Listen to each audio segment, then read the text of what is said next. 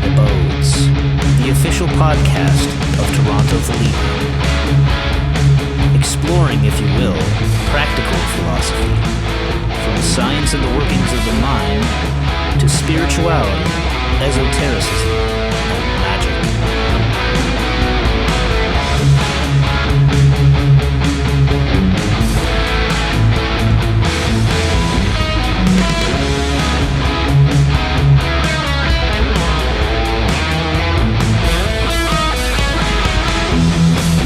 Stooping down, dipping my wings, I came into the darkly splendid abodes. Modern Thelema is an evolving discourse that benefits from absorbing the manifold perspectives of the world. We'll bounce off of Mogg Morgan's paper, The Heart of Thelema, Morality, Amorality, and Immorality in Aleister Crowley's Occult, as we inaugurate our new discussion series, Dissonant Dialectic.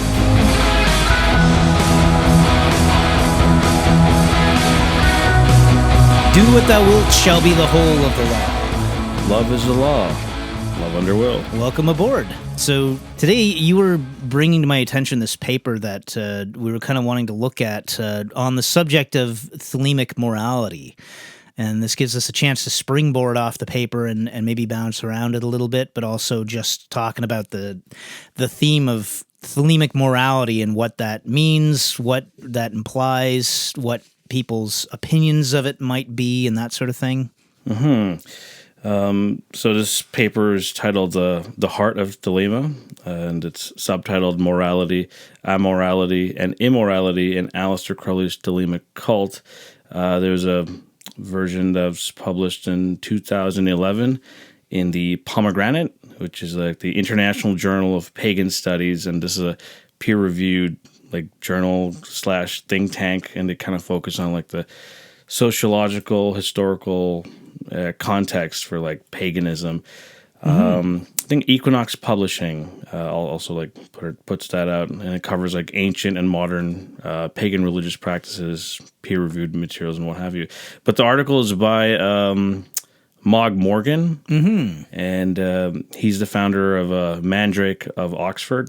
He's pretty much a British occult scholar, and he has significant interest in the fields of Egyptology, Hermeticism, and he comes somewhat, pretty much from the Typhonian lineage and line. And I think also he's apart from being a prolific writer and researcher and stuff, he studied under the guidance of Professor Bimal Krishna Matilal, a leading expert in South Asian thought. But it seems like the Egyptology, Kemetism, that kind of stuff, Neo-Egyptology is a special interest of his. But yeah, I always find it interesting when people bring in Egyptology because it's one of those things that I feel kind of complicates things slightly. Yeah. Gunther does this in some of his books where it's the Egyptology aspect of it is it's an interesting thing to bring into the subject matter and that sort of thing. But at the same time, I feel like it's disingenuous to sort of claim that Thelema is actually Egyptian in any way, in any true sense of the word, Yeah, I mean, the paper addresses this, how there's been this shift in studies and, what is ancient Egypt, and the fervor and the imagination in the Orientalist mind that what could this be, and how that's fueled so many different types of new religious movements and whatnot. But one thing that's important in the contemporary Thelema, people who are interested, for example, in the potential or so-called post-Crowleyan Thelema stuff, the author Mogg Morgan offers kind of material to kind of bounce off of in this regard. He's not for it or against it necessarily. The idea of, can you do this kind of magic without Crowleyan material? A lot of what he does, at least what I've read and listened to him, it seems tinged on building off of those traditions. But especially the Kenneth Grant, influences are very apparent as well. Yeah, he makes a couple of references in there.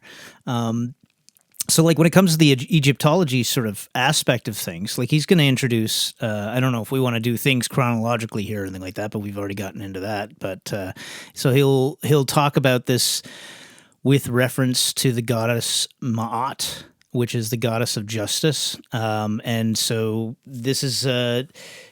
he's sort of comparing the Ma'atian kind of mentality about things, the idea of justice and what that implies in a societal level to things, and how that might have looked in an ancient Egyptian kind of context because of the fact that it's sort of coming...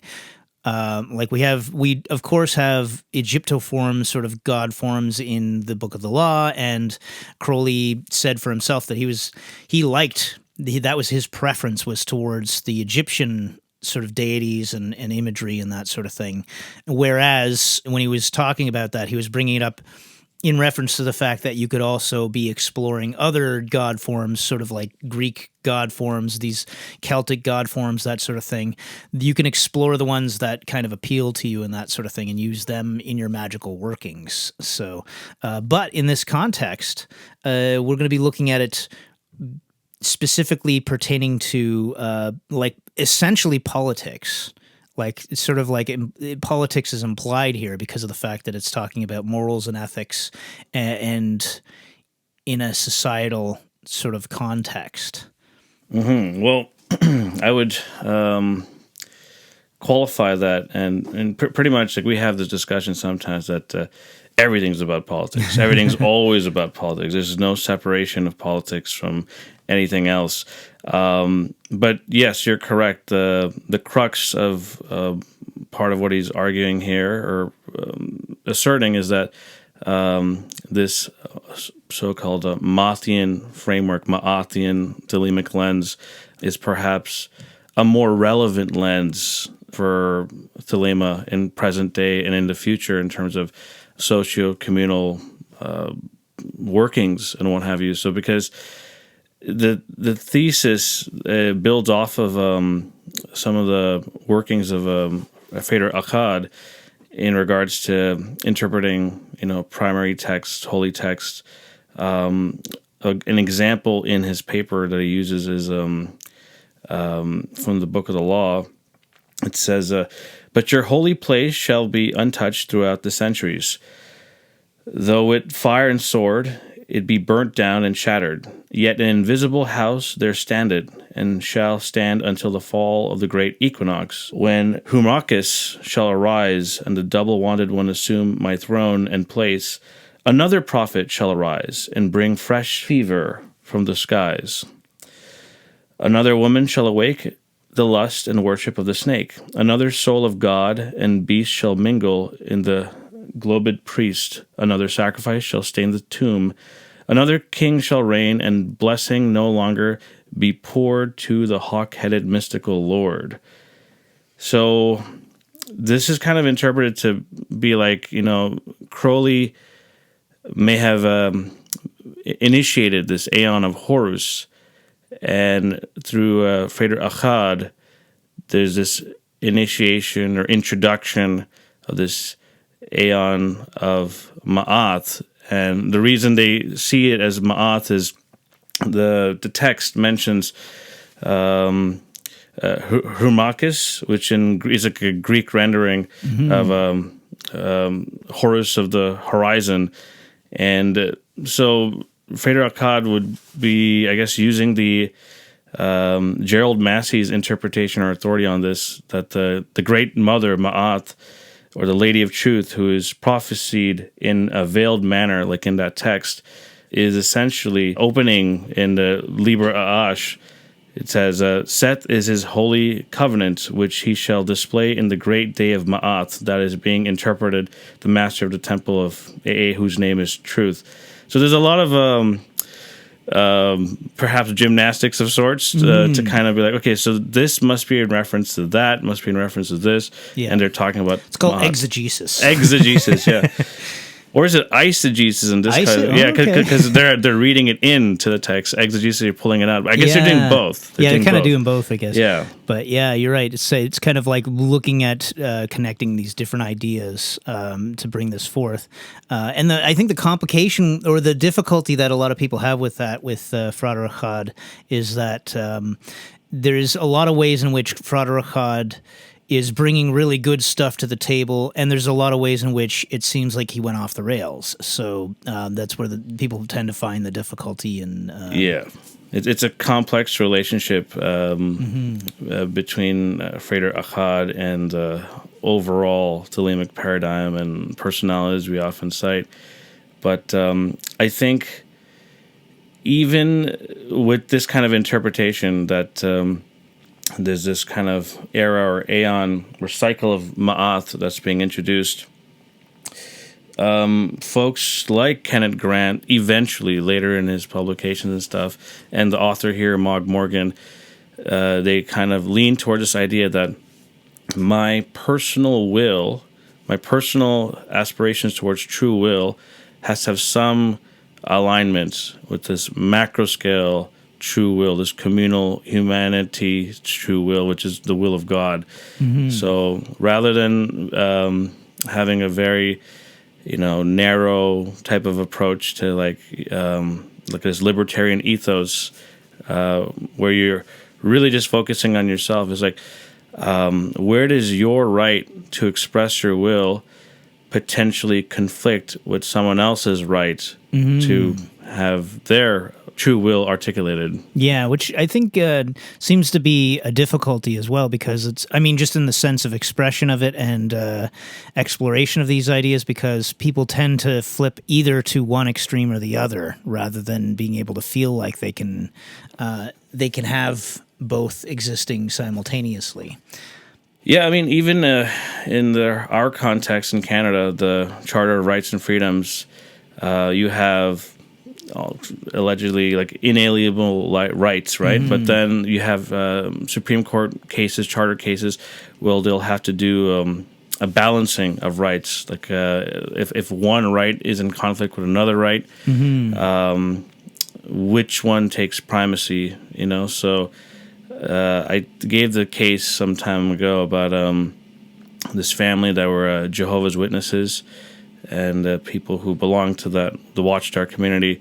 They're against blood transfusions. And this couple had a child who required a blood transfusion for some medical procedure, and they said, because in the charter we have a right to religion, we refuse this blood transfusion. And the Supreme Court essentially said that may be true, however, your child's right to live may have to supersede that right to religion in this context. So it's like a balancing act where they come up with different frameworks. And what's important about this paper is it tries to look into like ancient Egyptian ideas on so-called legal theory and jurisprudence. It's hard to find something in the Egyptian canon where it's just okay, here's the Decalogue, here's the 15 things not to do, or yada yada yada. But scholars, Egyptologists have been able to essentially piece together material where they could kind of list, like, these are themes we're seeing in multiple cases involving, the elites, the peasants, and these are the rulings that are happening. And it's like a case-by-case thing. This is something that was often found as a custom-tailored. Yeah. Yeah, and that's because this is introduced in this paper in such a way that it's like he says, in order to avoid the Judeo-Christian sort of 10 Commandments or whatnot, we can find this alternate sort of approach, and he's using this other paper as an example, or this other author. Dr. Maulana Karenga, Yeah, and so like he had used this sort of approach to basically bypass this sort of Judeo-Christian sort of approach. And the difficulty I have with that is that it's almost like just replacing one thing with another thing that kind of fits the same bill. So it's almost like, are you just fooling yourself at some point? because like even just trying to find something to fit the bill in one of these ancient religions is the reason you're not finding it. The reason you're having trouble finding it is because you're coming from a cultural standpoint of having that as your backdrop, having a book, having arguing over the semantics of what the correct interpretation of this book is and that sort of thing. Whereas previous to that, we had things like the Iliad and the Odyssey was the quote unquote holy book, and we had the Egyptian stuff. Like basically, it wasn't codified in the same way. That was what was revolutionary. Exactly. Bible, Yeah. So this is it's good that you brought this up because essentially part of the argument that's being made here is that because Ma'at can be seen as kind of this universal harmonizing force, there's a level of abstraction to it. Whereas with the Judeo-Christian, Islamic, Abrahamic mainstream approaches to law, sometimes it's kind of like a Napoleonic civil code. Like you do this crime and you get this many lashes. You steal this, you get your hand cut off. At least the very romantic way that the author and others may be looking at this is that, it's a case-by-case thing. So what's correct, what's moral in this context may not be in another context. Yeah, which is much closer to a Thelemic standpoint, just going by what Crowley says in Magick Without Tears and that sort of thing. Yes, and the author cites, I think, like a couple different letters from Magick Without Tears in this paper.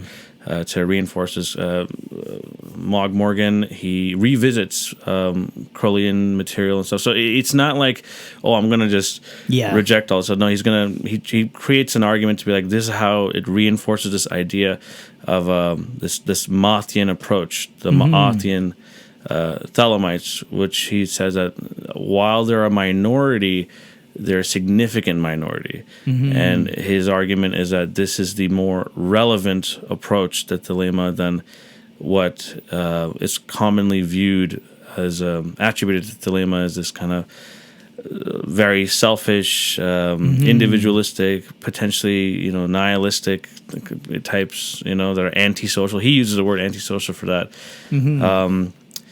I think it's good because the paper does problematize Thelema, but at the same time, he just doesn't shit on everything. He's actually like, here's a potential working solution to riff off of. And I think that, like I say, I think the difficulty tends to come up for people because usually the people, it's probably not true. There's probably plenty of people having these kinds of discussions about these things that I might be just not thinking about. But first thing I think about in my mind when I think about people having these discussions is people either arguing for the quote-unquote Nietzschean point of view of the extreme individualism, which Nietzsche himself wasn't. I don't read that into Nietzsche. I think that's like an intentional read that's, tends to be a very adolescent read, but that's how people parse it. Yes, even in this paper, that's like it's connected together. This idea of this radical individualism, and it's juxtaposed or attached to this Nietzschean approach to things. So that's true, and I think this is where it gets complicated because all of these personalities are their own complex paradigms. Even Dr.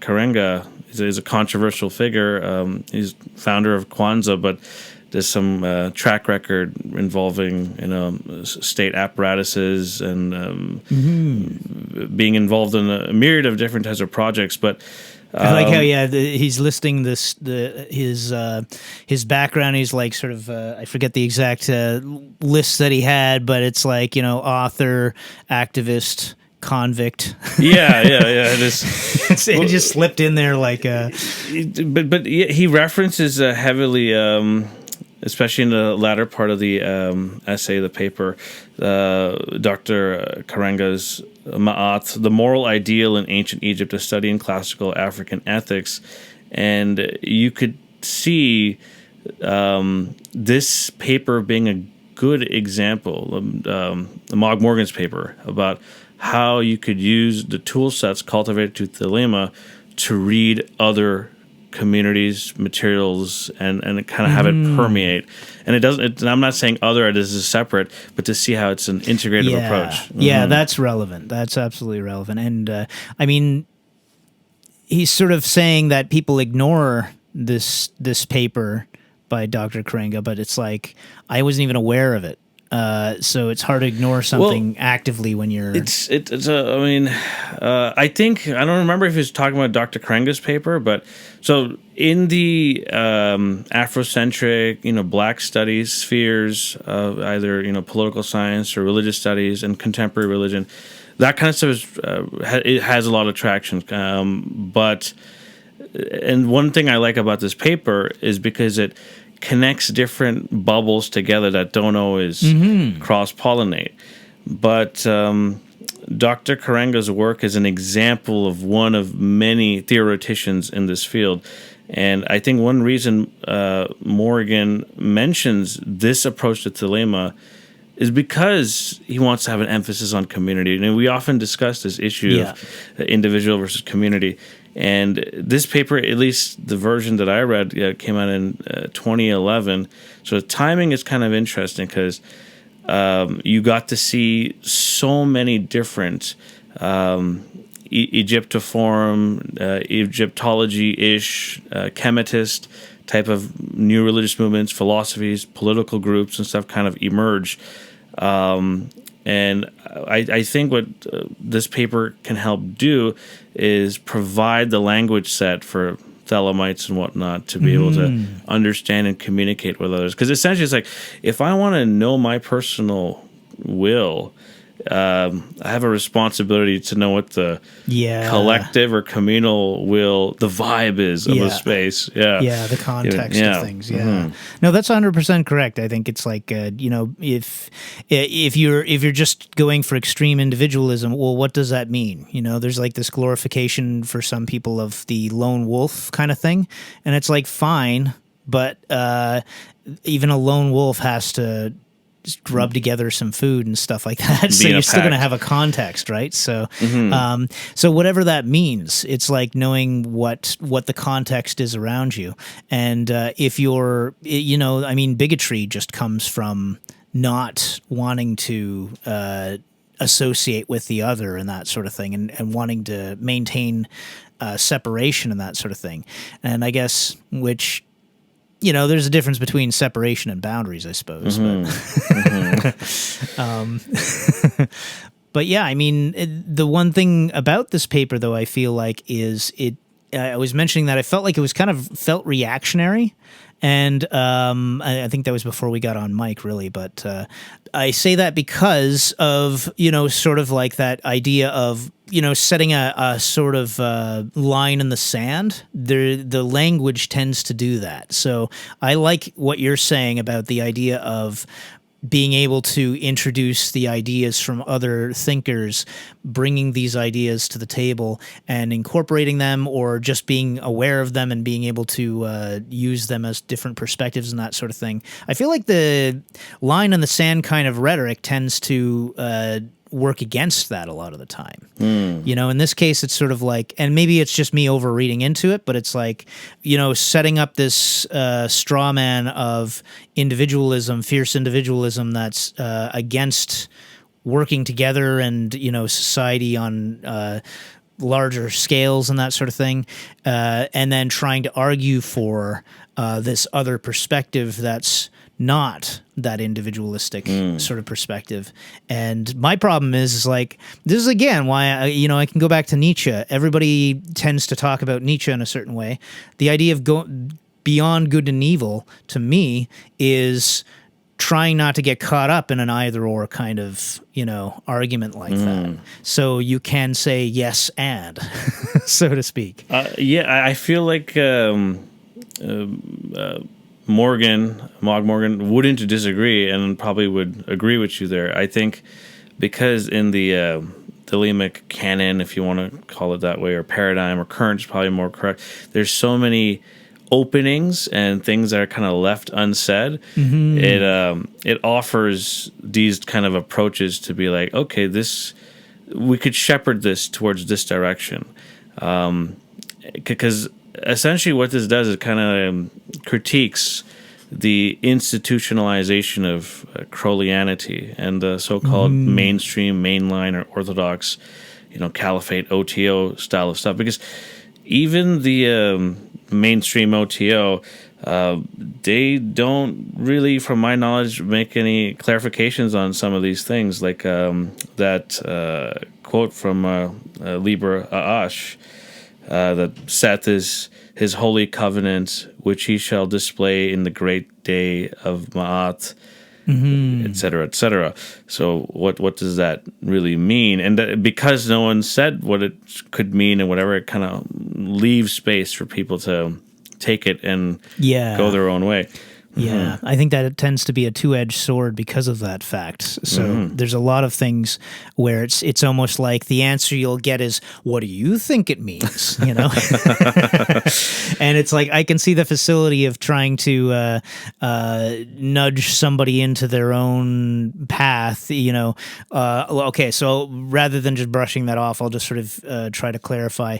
I can see where one of the ways in which, for instance, the AA system, which is not the OTO, but just as a different analogy, the AA system might have your teacher in that system might specifically leave things mysterious in places, or leave room for things, or try to coax you into finding the answer to things, for the reason that the way that I would argue it is my own way and not representative of what the AA actually tells necessarily, but so take it with a grain of salt. But I would say, if I was your teacher, I don't know your relationship with your angel, your holy guardian angel. I don't know what the signs are going to be. I don't know what the experiences are going to be, because they're going to be unique to you. They're going to be your special, experiences and that sort of thing. And so what I can do is try to create the soil in which that can grow, and help you to achieve that as well, and help to spark things off in that direction. It's basically like creating a vacuum so that it draws something into it. But whereas, it's like that can go a little too far, or it can be used in the wrong ways and that sort of thing. And that was always one of the things I hated in getting involved with the occult community. First, getting to know people in the OTO, and then just the in these circles in general. I always hated the poker game that people play, because people don't want to show their hand and reveal that maybe they don't, they want to let you think that they know a great deal, and maybe they have all these powers and advancement and stuff like that, but they don't want to show their hand and tip the hat to what they may not know and that sort of thing. And it creates this, just like Crowley said, mystery is the enemy of truth. It's interesting because this whole oppression of a raison d'être, this having a lust of result, and the problem with because, always trying to explain something away. The Book of the Law could be viewed as something that is intentionally obstructive and in conflict between the different deities or God forms presented. And I think even this discussion, this oscillation between the individual and the community, it's supposed to be like that. Absolutely. Yeah. And actually, that's a way I was thinking of it as well, is that, okay, we have Crowley with his sort of very Horus kind of way of parsing things, and then you have the magical child, Frater Akkad, with this Maadian sort of trying to explain things, the justice thing, weighing one thing against the other and that sort of thing. And I've been growing in this sort of feeling that they need to both be brothers, so to speak, like the twins of Horus and Hur Par Krat and that sort of thing. So it's like, this idea of the oscillation, the idea of the play against one another, speech and silence. And when I was reading through this, though it's not explicitly mentioned in the paper, this is just from my own studies and stuff as well. It's like these aeons. I've always had issues with the whole idea of, the cyclical time and linear time, and the idea of trying to, we've moved past this era. We're now moving towards a golden age. This utopianism, this romanticism. What I could see is that the concept of the aeons could be internalized. That right now, this individual is in the aeon of Horus, right? But even Kenneth Grant, when he first came across Frater Akkad's material in this regard, he was rather dismissive. Yeah. And then later on, he saw the counterculture movements, the hippies, and all this stuff. He's like, okay, maybe he's got a point here about the communal ethos stuff, and perhaps he should be kind of vindicated. Even Crowley, apparently, according to some correspondences, even though there's a kind of a falling out between the magical son and the quote unquote father, Crowley kind of gave a nod to, your interpretation is as valid as mine. Yeah. So I think that's important. Yeah, and it's like, it's not as cut and dry as at one point Crowley disowned him and that was it, or anything like that. Like Crowley, they did have some continuing respect in one degree or another for a long time, and they did have falling outs from time to time of deeper and deeper forms and stuff like that. But yeah, it's like I think the difficulty comes when you try to choose one over the other. I think they do need to oscillate, and there does need to be that tension. The tension needs to be. It makes sense because I guess like near the end of the essay, this kind of comes up. Like if Aiwass and Hadith, for example, are associated with like Seth or Lucifer, Satan, devil, which has been done by multiple thinkers, scholars, and Crowley himself as well.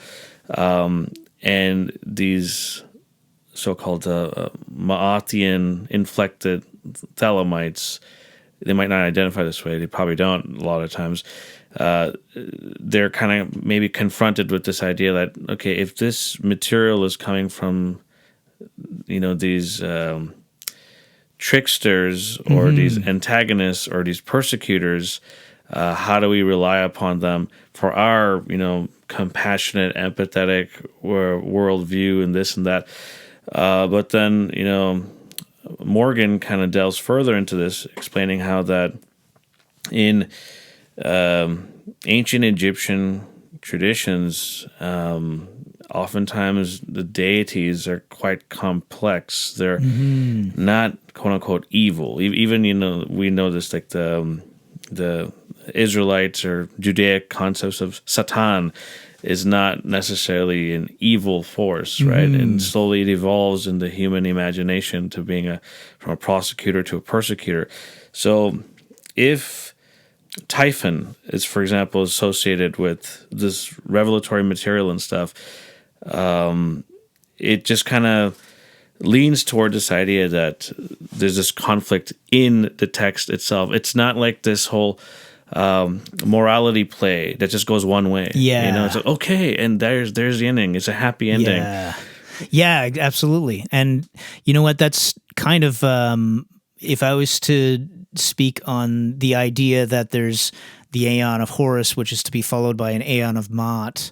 My interpretation of that would be that the Aeon of Ma'at would represent a stage in human development where the individual becomes the judge, rather than we live by a set of rules and ethics and that sort of thing. By that stage of the game, if we think of it as like an evolution or an initiatory sort of process, then it would be where the initiate becomes adept and is capable of making judgment in a responsible way, as opposed to needing to have a set of 10 rules because, for some reason those, I need to be told not to kill people, and for some reason I need to be told not to steal, and I need to have like somebody threatening me as a result of those things and that sort of thing. Yeah, I mean, so the framework they draw on here for this kind of these rules is sometimes referred to as the negative confessions, and a lot of that could be drawn from like the Egyptian Book of the Dead or the Book of Coming Forth by Day. Yeah. So the negative is in do not do this, exactly. or I do not do this. But it starts with I have not impoverished the divine herd, and that refers to the masses, the people, the Sounds community. like communism to me. Well, that's the thing though. Like at what point does true will mimic or parallel or go in alignment with some proto or post-communistic ethos even? I mean, Jesus sounded like a communist in a lot of ways. yeah, and sometimes as a fascist. I think that's the interesting part. Which lens are we using? And a drunk, I mean, if you read it the right way. Fair enough. But yeah, I mean, there's another part that says, "I have not orphaned the orphan of his goods." So that's it. Kind of goes back to what we're talking about. Like, if you are doing your true will, what if part of your true will is to steal this car or steal this loaf of bread? Well, what if it is? Exactly. What if it is? And I think Crowley spoke about this. That, and he basically left it a little bit of an open question. He didn't say, he said, I can imagine situations where such and such may be somebody's free will.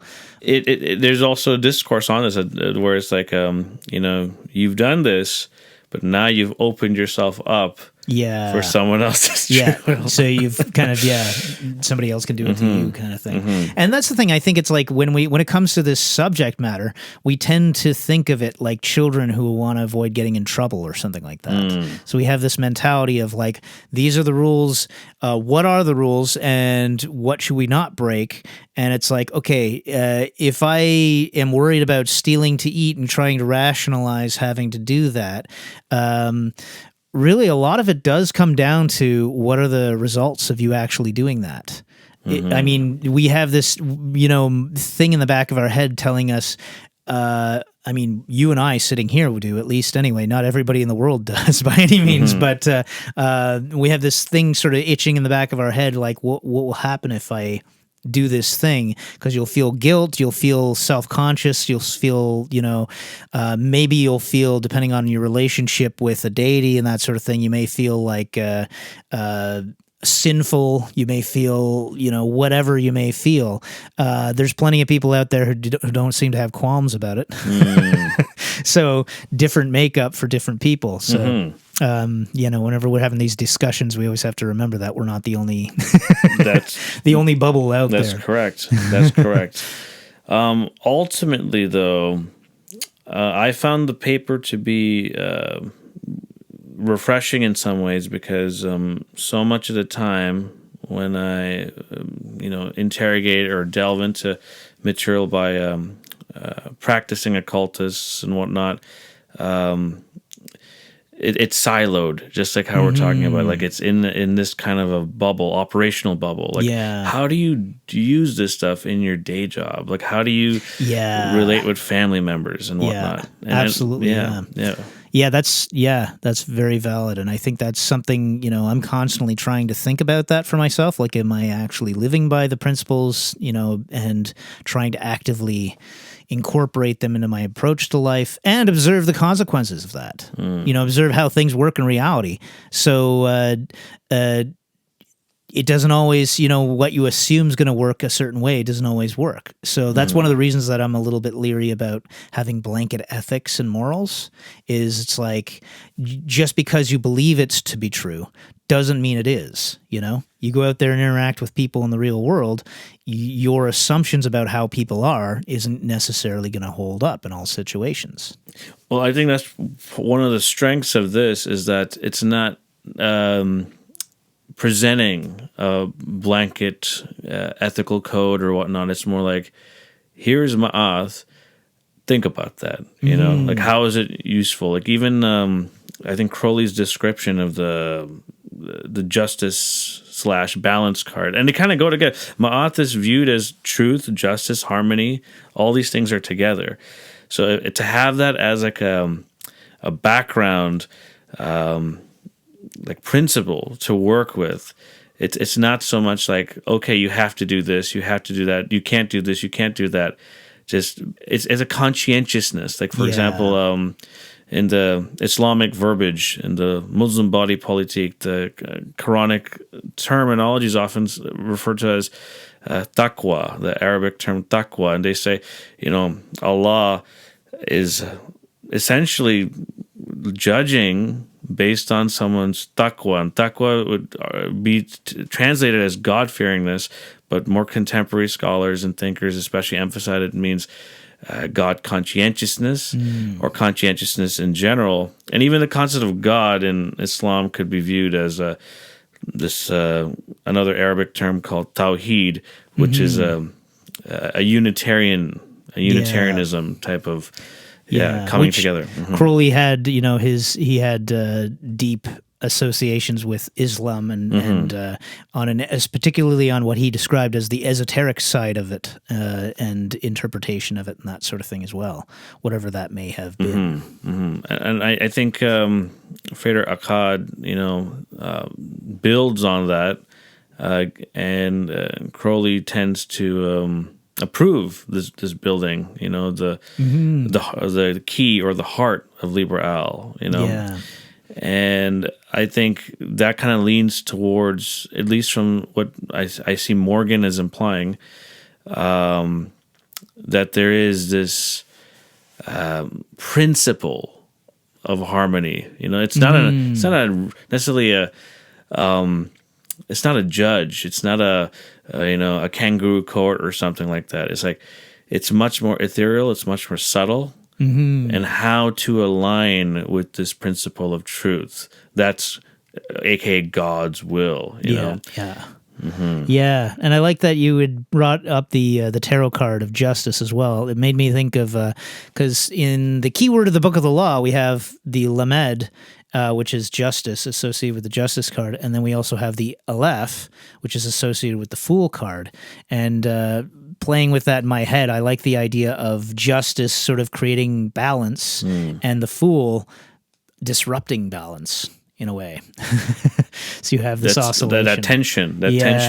That tension is very important. It's funny because we don't want to fall into the trap of other, if I can call them religionists or co-religionists, in that in their materials, in their scriptures, in their practices, the tension is apparent. In the Muslim Islamic traditions, will often be, a reference to Satan. It'll be like, may Allah protect me from the accursed Satan, safeguard me from Satan, and then it'll affirm something related to God. The tension is there, but the psychology, at least overtly, has to do it. How do I totally get rid of this tension? How do I get rid of this? Whereas in the Thelemic materials and thought, if we can call it that, it's a plurality of thought, it's not necessarily about getting rid of that tension. Yeah. It's funny, I don't know if this is a good thing to jump into or not, but I had a dream Sunday morning. I woke up from a dream that was like basically the long and short of it is I felt I was reaching finally the reward of, my spiritual practices and that sort of thing. And I was come to heaven or something. It was like this representation of the end point of all this work and everything. And so it was like this mansion.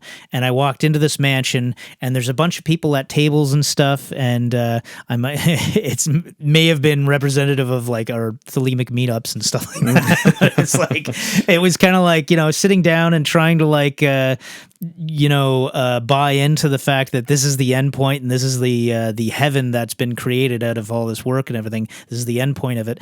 And, talking to these people or angels or entities or whatever they were, and trying to like open myself up and not be too cynical about it, so I could accept the idea that, okay, maybe there's something profound here or something like that, and not quite getting it, not getting something really profound, and it's like in hindsight, I was thinking, okay, there's something important about this dream, so I was mulling over it quite a bit, and I think it was like the whole time I was dreaming it, like as I was trying to sense if there was something profound there, I recognized that I was creating the whole experience, and I was thinking to myself, no, I got to be careful not to be creating it. I have to accept something that's coming from beyond or something. But it gradually dawned on me as I'm reflecting back on it. It's like, okay, if the end point of all my work is if something that I'm creating, then what am I creating and why? And if it's this end point, this idea of like a heaven as an end point or something like that, is that actually going to be, is it going to fulfill any kind of real satisfactory purpose? Or It sounds like a bit of a trap. Yeah. And and it's not an endpoint at all. You'll get bored of it after a while and be like, okay. well, it's interesting because I've said this before, that it's important to build to perish, because if you're building something to last, you're creating an idol. Yeah. And this actually reminded me in the Sikhi traditions, so-called Sikhism, there's often when people are talking about what is the afterlife, what is the hereafter, what is these things, and the Sikh traditions oftentimes tries to be rather blunt about these things, not too much fanciful material. You could find it. You could find all types of pageantry and extravagant content about, these are these mystical experiences and whatnot. But one thing I've often seen and heard echo from that paradigm is that the music that's being played and recited, like holy, sacred music in this world, like it's often referred to as a Gurbani, where they're kind of reciting materials from the scriptures. It's just kind of a continuation of this, like in this kind of a celestial existence, and that could be equated to this heavenly realm. And people are like, what? Isn't that boring? Is that no? This is the best. This is the thing. This is how we get heaven on earth. We do the same thing. Yeah. Playing our tablas and harmoniums and stuff. So, I think people get caught up with the so-called goal of things. And even today, like I think about, what am I supposed to put on my business card? This whole culture of what's your resume, what's your CV, who are you? Yeah. But it's not really who you are. Yeah. It's this false presentation of things. It's a false presentation of things. And that's essentially how we think about things and relate to, heavens and hells and whatnot. Yeah. Constantly projecting, constantly fetishizing, romanticizing, and anxious and scared. And I think that's, that might be a good segue to bring it over to the subject, because he brings up democracy at one point in this paper. And I'm super cynical about democracy, not because I don't like the idea of democracy, but and I find that this can be difficult to convey to feel like I'm conveying it properly to people, but it's like, I don't think democracy does what it says on the tin. I think the problem with democracy is that if you get a group of people and you're trying to get them to take action and take part and be part of this thing and make sure things run and actually be responsible within it and all that sort of thing, they're not going to do it. And so this is brought up, especially at the beginning of the paper, a lot, like the Crowleyan materials, the harsh criticism against quote unquote democracy, and as you have pointed out, and I've seen perpetually, the issue of like mob rule, and all of us are more stupid than we are wise. Not only that, but when you're in a group of people, you famously devolve to the lowest common denominator. And if you can also use another sort of trite saying, if your chain is only as strong as its weakest link, and you're devolving to the lowest common denominator, then how does that work out? You have like the mob violence, pogroms, hooliganism, and emotionality. Like the only reason people get involved in politics is because of emotionality. And we hyper see that because of the internet nowadays, but it's always been that way.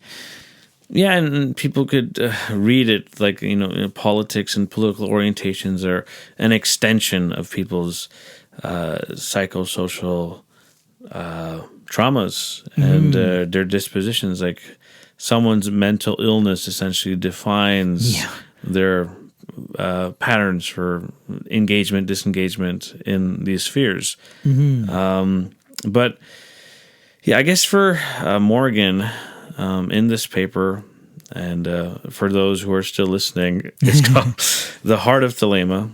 And he kind of views, like, is there a corrective to issues including of democracy?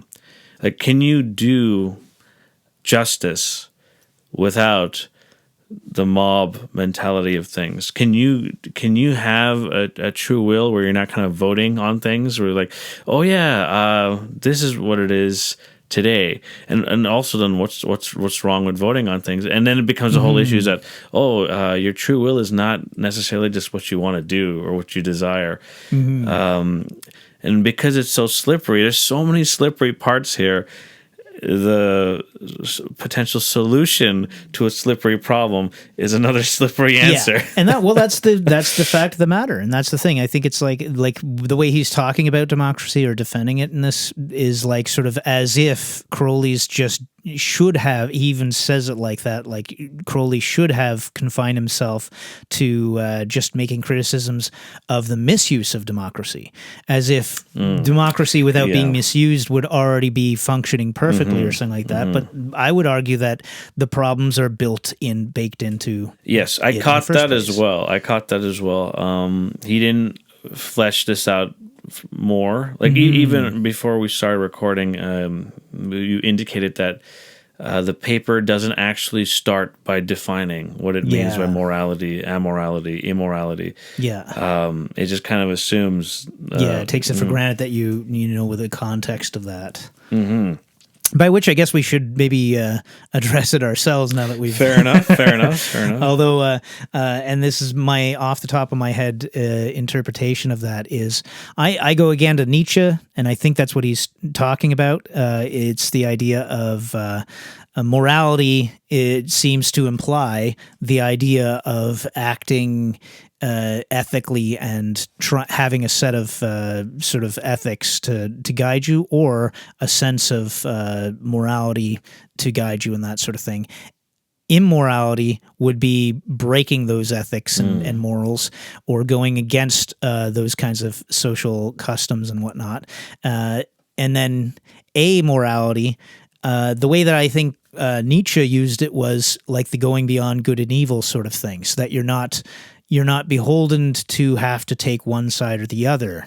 So you're going beyond the limiting ideas of this duality, this basic duality, which theoretically gives you a better perspective, viewpoint, and operating point for being able to act based on context rather than just going by reactions to things in that respect. You know, that it's interesting. Because with the revealing of the Book of the Law, there's often a hesitation and often discouragement in terms of interpreting things and commentaries and all that kind of stuff as well. And I think that kind of speaks to this issue that we have as humans, or 0 equals 2, where we're doing a forced bifurcation of things oftentimes. Like the idea that this yin and yang of the Thelemic moral framework, that there's radical individualism versus being conscientious of those and that which is around you. You know, when we're doing, banishings and stuff like that, we're like, okay, what else is in this space that we might be potentially violating or undermining, et cetera, et cetera. So I think this bifurcation that just seems to naturally exist, it might not, is something that is being probed here. Because rather than us interrogating this text, this is interrogating us. It's really, that's what's going on to a large extent. So yeah, I mean, even that Nietzschean framework is a very strong, like, working position of, and it kind of fits here as well. Like, when in Rome, like, this is how things are here. But does that undermine your principles? Like, what is your code of ethics? Like, just because you're in this space, you're partaking in things that you typically don't do, or peer pressure and stuff like that. Yeah, like, I mean, we've talked about that before. Like, people can have really strong opinions about morals and ethics in the comfort of their usual normal life when things are not disrupted. But if suddenly they were in their home is embroiled in as a war zone, things go out the window very quickly, and you have to adapt to a different worldview. So, and I think people don't appreciate that when they've never had to confront it and that sort of thing. Yes, and what's interesting is that amongst people that I find in the so-called alternative religious spaces, spiritual places, Western occult contemporary traditions and stuff, there's an idea that we're very flexible, we're mutable and whatnot. But the ones who really kind of harp on about I'm an individual, they often struggle in different contexts. You drop them into a different geopolitical context, a different language group and stuff. All that individualism bullshit starts to really not protect them. And I think through the rigorous training in Magick, one of the, I don't want to say results, one of the things that could get cultivated is this level of flexibility, and rather than, for example, we're talking about reactionary, because for me, reactionary, from my context, is often refers to, like, in terms of reactionary politics, like, we're going to go from this to this, and this is how we're going to react to these changes, these emergences that are happening. And I think in this way, Mogg Morgan is confronting reactionary sentiments. And one of the reasons, we talked about this years ago, that a lot of people are hesitant to come out to Toronto Thelema events is because online, the popular Thelemic voices are seen as reactionary. And what does that mean for someone trying to express themselves in a particular way? Whether it's their sexuality, their gender, their religious, political dispositions. What does that look like? Yeah, and that's, like, all the more reason that I think it's important to have discussions like this, because the people that the subject that this paper's trying to address is people reading too much one way into the Thelemic corpus. I mean, granted, the author seems to be talking about it like Aleister Crowley's presenting the material too much like this particular one slant. And I think that's not incorrect. It is using specifically points where Crowley's very strongly asserting certain things, whereas you could probably dig around and find some other places where he's saying very different things that seem to undermine those points. And again, it's like there's a contextual sort of aspect to things. That's, I mean, ultimately, because Crowley was questioning often his own conclusions oftentimes, I think that's very important from a dialectical perspective and stuff, because you're taking seemingly contradictory positions and realities. And it's often understood, injustice comes from this lack of harmonization. So for me, personally, the Thelemic ethos is to kind of bash and smash these contradictory positions, to refine and create new contradictory positions, a new reality with new and continue this refinement, this alchemical process of refinement. And you could see this not just in the works and discussions of Crowley, but his students as well. Many of his most prominent students are going through this alchemical process of bashing things together. Which again is appropriate for the idea of, like, the twins being like an important theme. Yes. And even like this paper's titled "The Heart of Thelema." I often like to think of the heart and the tongue that are described in the Book of the Law as almost like describing Aleister Crowley and Frater Akkad, in a sense, and the representations, like the sort of schools of thought or approach that they represent. Yes, yeah. Personally, coming across material like this, it resonates with me because it's like, okay, I'm not alone in thinking certain things, but at the same time, I have to be cognizant of don't feel too comfortable in this space. Don't Keep moving on. Keep moving on. There's no home here. Yeah, that's funny because we were looking at me and Michael were looking at the Wake World, which that's one of the themes that comes up is that it's sort of like this child's story of moving through the tree of life from Sephira to Sephira and working your way up, and the theme continuously comes up of keep moving on. Some people spend their whole lives in this house, but it's important to keep moving on to the next one. Yeah. I mean, you see this with like failed relationships and stuff. Like this person is the one.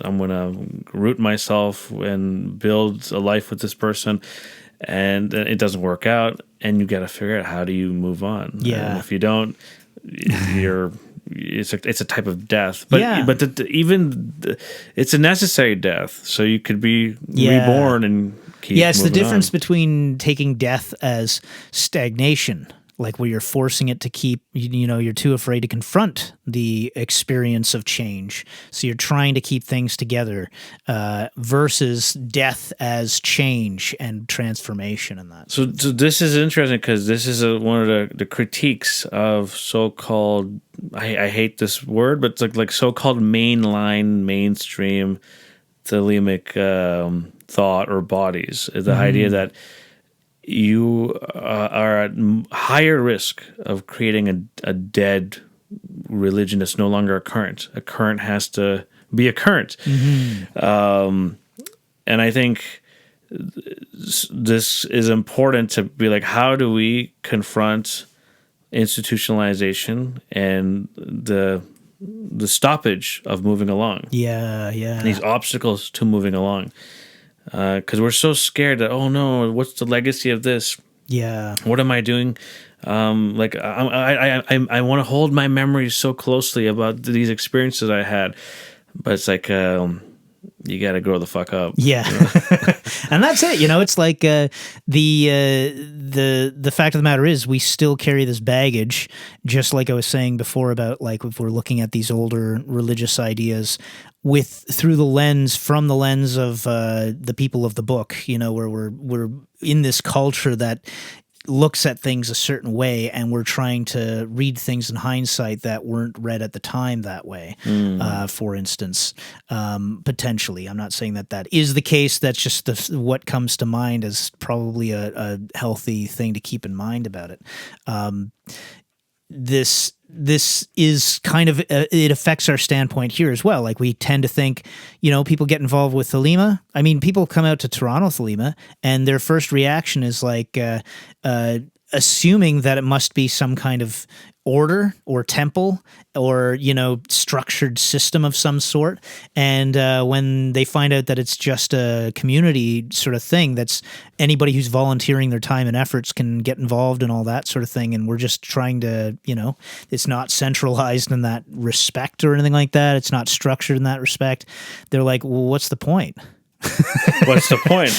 And they can't wrap their head around it initially. Because, right? It's always the issue of like people want closure, people want idolatry, people want idols. Yeah. That's the thing. Exactly, yeah. And this is, I think it's like, if we look at the Aeon thing, we could think of it in terms of like, okay, it's not, we don't need daddy, we don't need mommy, we are now the adolescent that has to learn its identity and what that means and what it means in the wider world and that sort of thing, and learning what responsibility means by the chaos of adolescence.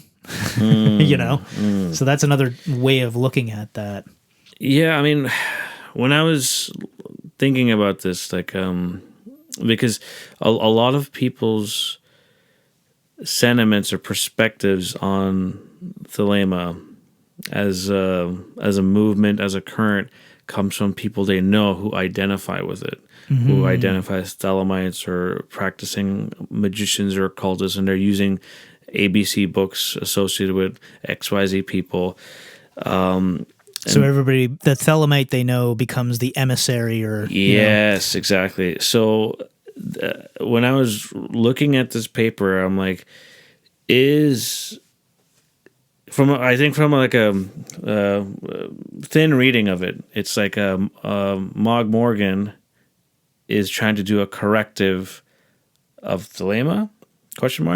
And I'm like, not necessarily. It might be a corrective of having a monolithic approach to what this is, like how to interpret it. Yeah. And like, for example, because you see the quote unquote, problematic or scary or fascistic or tyrannical content in the Book of the Law, so they say like compassion is the vice of kings and stuff like that. And then, he would kind of like nod at, the Marxist or Marxian idea that, perhaps this is kind of like talking about this opiate of the masses, this form of compassion, this form of... So that is open, is essentially... The corrective is not so much on, we're correcting the will. It's like we are correcting potentially your way of misunderstanding or not looking at this in the other ways or the better ways. Yeah. Or just different ways, And different ways. Yeah, because I think that's that tends to fall, like we tend to fall into these arguments where it's like, no, you shouldn't read this like this. Let's learn to look at it like this instead. And again, it's like that's an either or kind of situation. But you can take this, look at it from this different perspective for a while, and you won't be threatened by that. Yep. Nothing will be destroyed.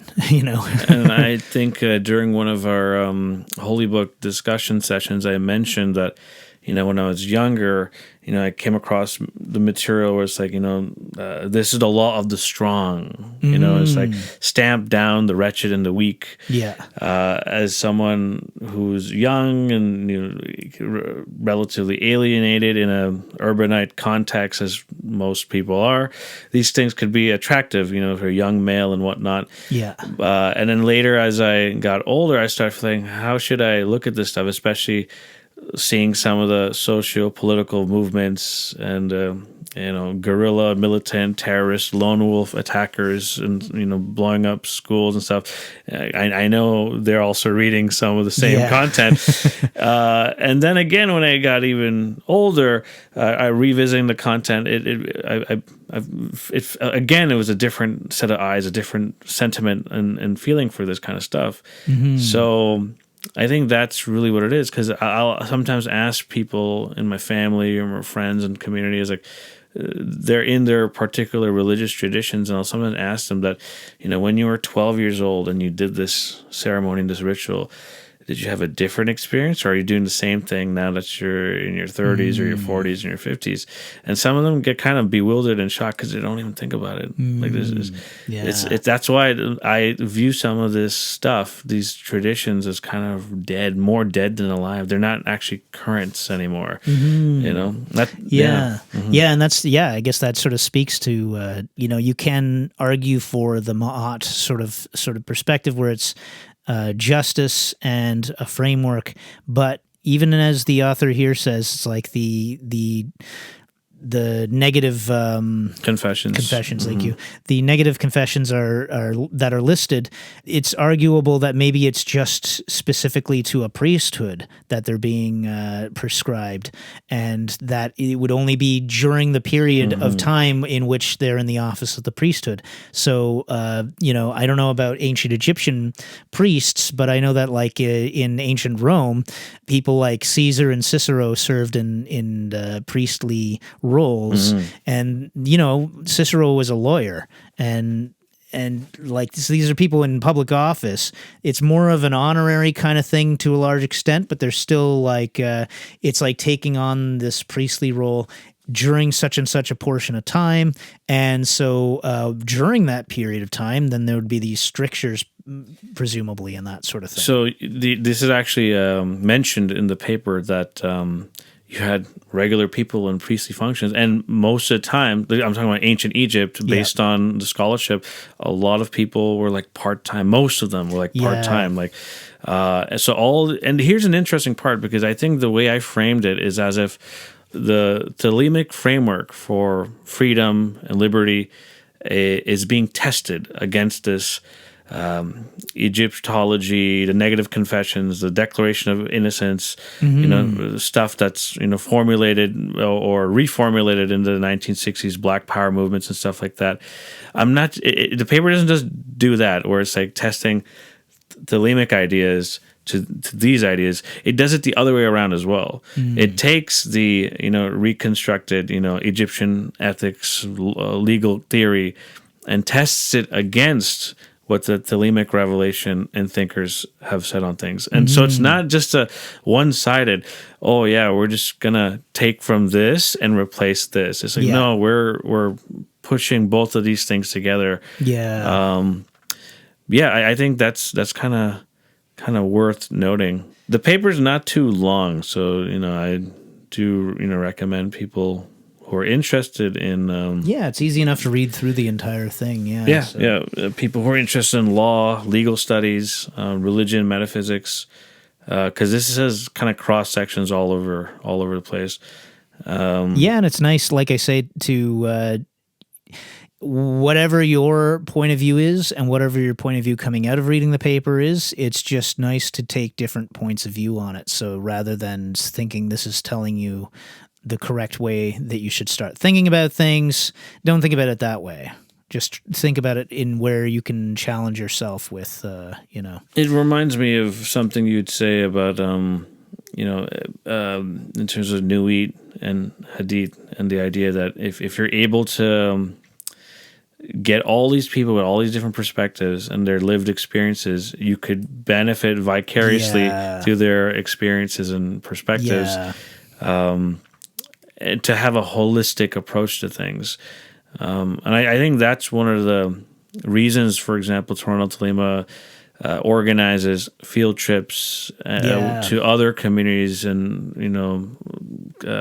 different religious spaces, sacred places and stuff, because we often will have a tendency where people project their idea, their lived experiences onto other ones. Like, if I'm making a reference to Sikhi or Sikhism or whatever, it's not because I just read a couple books, I've had to interact and immerse myself enough to confidently come on and say something, right? Something I've always really appreciated and admired is your striving to always go out and experience these different sort of milieus from within, rather than just sort of one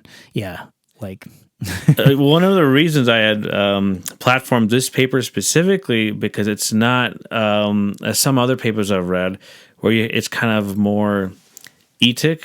So in religious studies and comparative religion, there's these terms called emic and etic you may have heard of. Emic is like an insider view, etic is like a outsider view.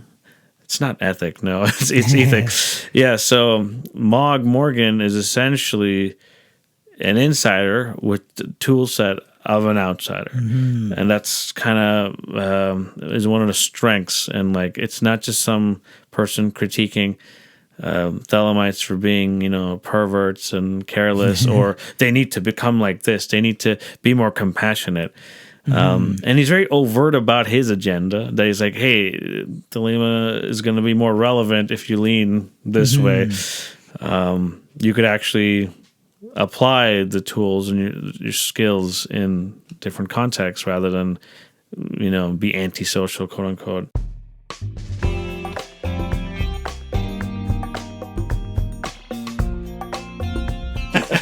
No, you could, record just, So when I lived in that building, it was rated as like one of the worst apartment buildings in Toronto. Because right now, for electioneering, Olivia Chow is looking at $500 Road. I used to live at $390 Road. I guess $500 was even worse, but I remember how depressing that environment was, but Yeah. as a kid, it wasn't. I didn't really care that much, but you could see my mom and stuff being depressed. Our unit was facing away from the sun, so it was always dark. It was man. always gloomy. It was really bad. So I remember waiting for the elevator, and I made a conscious thing to myself, I'm like, is the goal of life balance? And then I thought, well, most people don't really get balance. They may get a sense of balance, but they're not actually balanced. Yeah. And then, is the goal of life happiness? I'm like, who fucking cares? Like, that's kind of a little Yeah. bit boring. Yeah. And then peace and content. And then I kind of like, no, there's doesn't need to be these arbitrary, things. And that I was in elementary school when I made this commitment. Yeah. This commitment. Wow. Probably like grade 4, grade 5, yeah. And that's pretty much how it's been. I've been very, very suspicious of balance, contentment, happiness. Yeah, exactly. Yeah, that's the Yeah. thing. It's like that dream I was talking about, where it was like this mansion, and there's like these. It's like, okay, this is the end goal. We're gonna sit at these tables, and it's sort of like, is the end goal of my spiritual practices to do the monthly Thelemic meetup and just have conversations over tables and feel gratified in achieving everything, and is this an end point? And it's like, no, that's not the point. I think in some sense, one language we could communicate this is what we might actually fear is that we could no longer be able to move, no longer be able to have growth, no more fun, you know? And that means no more trauma, no more healing, no more this and that. It's like if the end goal is that, or becomes that, I think that's the serious confrontation for me, at least. Like, oh, this refining process just ended. Well, it's also like the idea that we, from our perspective, this is the trouble, is like our engagement with these things. But when you step back from it, it's kind of like, well, that's just part of the mechanism. That's the part of the mechanism that's keeping things moving. So the dissatisfaction, the suffering, the joy as well. Like you have okay, I've succeeded. I'm actually doing this thing, and I'm actually happy, and this is going really well. It's not going to last. Never does. The gunas always turn. That whole sentiment about things. And anytime we do have some sense of potential, we're on the right track. Is all the second guessing based on other people's socialized factors and stuff. Yeah, exactly. Yeah.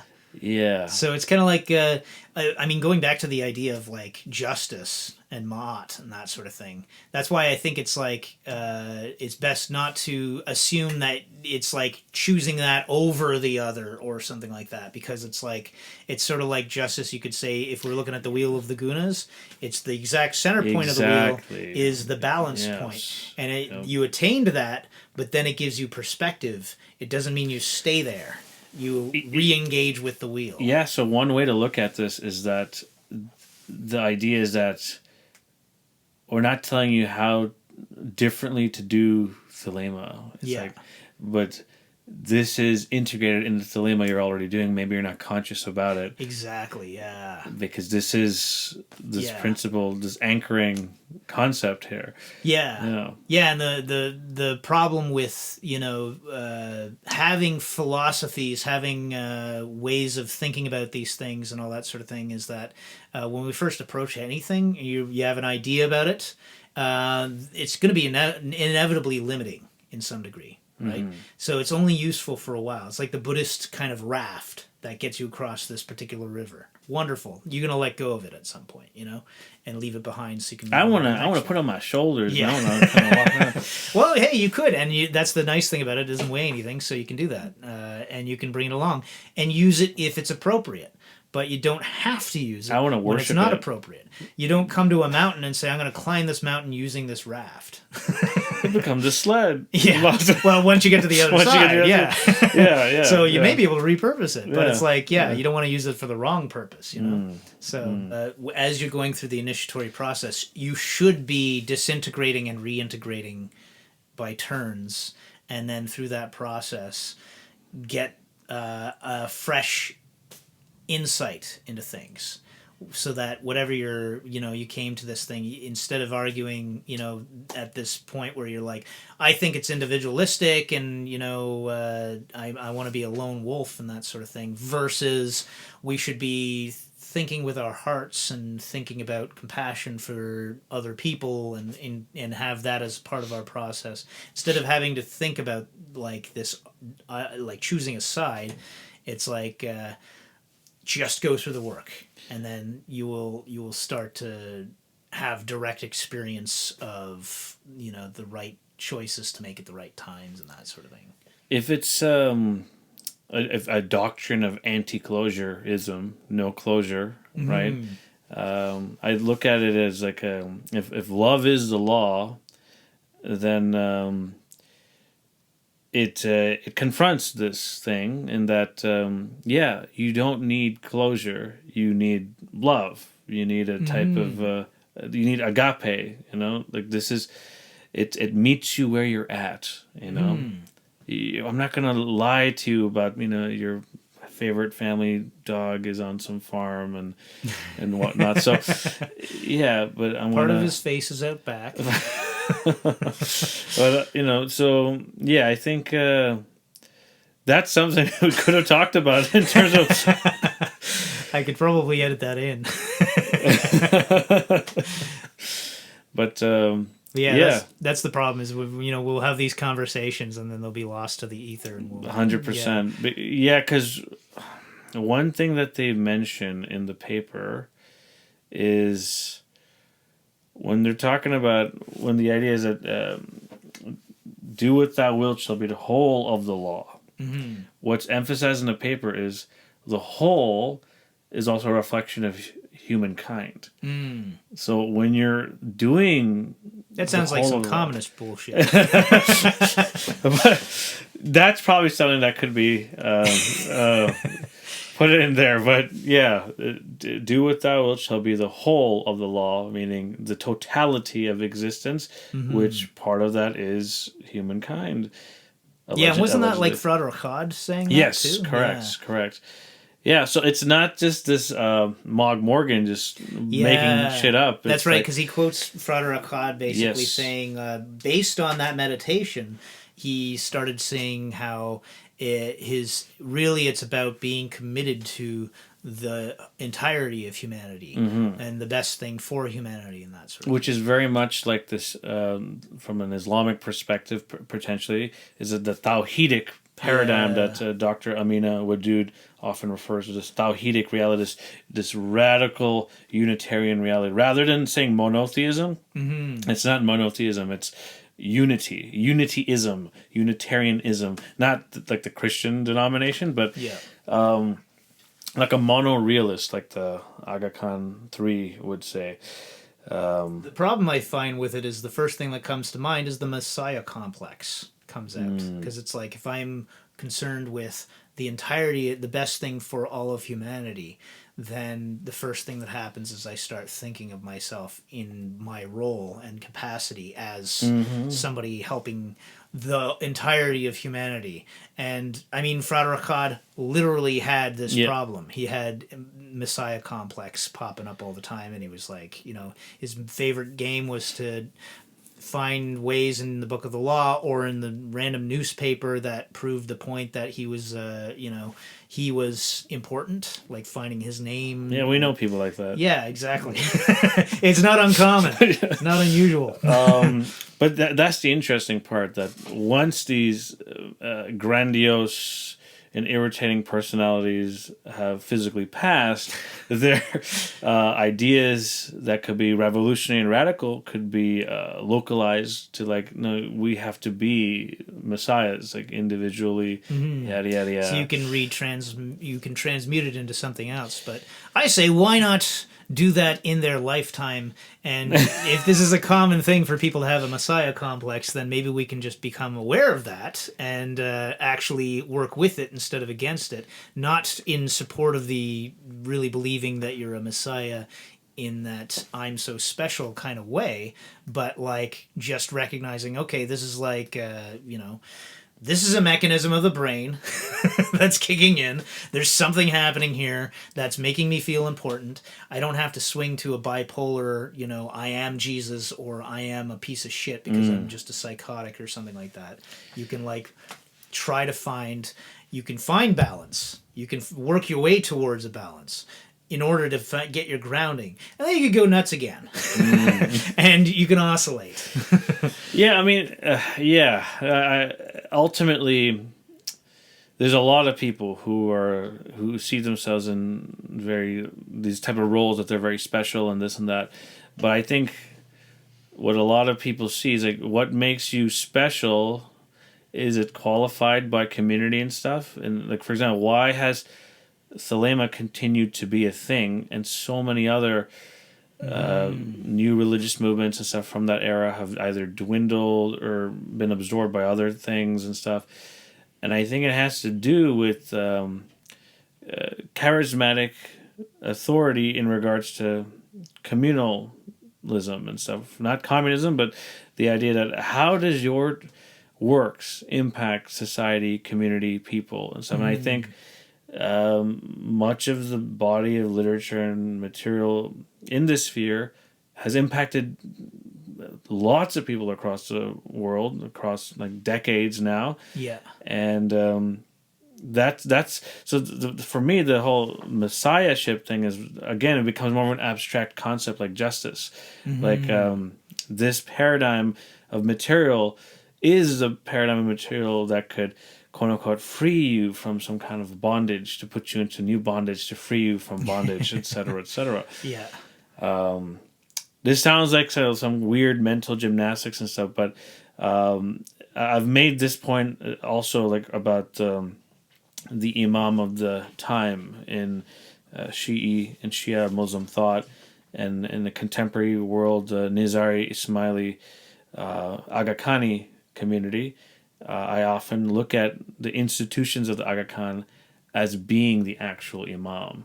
You have the physical man, but the principles that they adhere to, which are very similar to what we're talking about, freedom and justice and stuff like that, that's really echoed and personified through the institution buildings and in the initiatives they launch and stuff like that. And typically we don't see Thelemites and Thelema because it's way newer in terms of its codification this way to be able to do these types of things, because that sense of responsibility to community is virtually non-existent amongst many people committed to or belonging to the Western occult type of trend. And that's why you see, for example, vaccination policies, pro-vaccine, anti-vaccine, vaccine hesitancy. The pro camp would often be like, okay, I might not be in the age group or category that, I'll be directly impacted if I get so-and-so disease or infection or whatever. However, with virology and how immunization works, a set percentage of people need to be vaccinated for it to have efficacy in X community. So they're kind of looking at it from this communal perspective, but then they're looking at what's my individual stuff like that. Yeah. So, and that's why when you look at what's it, the influenza back in the Golden Dawn times, I'm trying to remember which, because the whole... I think there's a few different... but when I was looking up anti-vax movement, in order to contextualize what happened with COVID-19, was that back in those days during the Hermetic Order of the Golden Dawn and stuff, some of the biggest champions for vaccinating type of philosophies and stuff came out of things like the Golden Dawn traditions. Because this is fascinating, because at the same time you had this called post-Enlightenment period, this industrialization period. People are fetishizing reason and rationality and stuff like that. And at the same time you have this romantic movement about, there's gremlins in the trees and there's magical leprechauns, and Egypt is so cool, and Hermes is talking to me. So this tension is there as well, socially and stuff like that. Yeah, it's always recurring, it seems like. And I think at that time as well, there was like the unions and the fight against unionization was a huge thing as well. So like factory owners, for instance, or industry owners and stuff would be arguing that these people trying to unionize were getting rid of your free will. Yeah, exactly. Yeah. So it's imposing on your individual free will.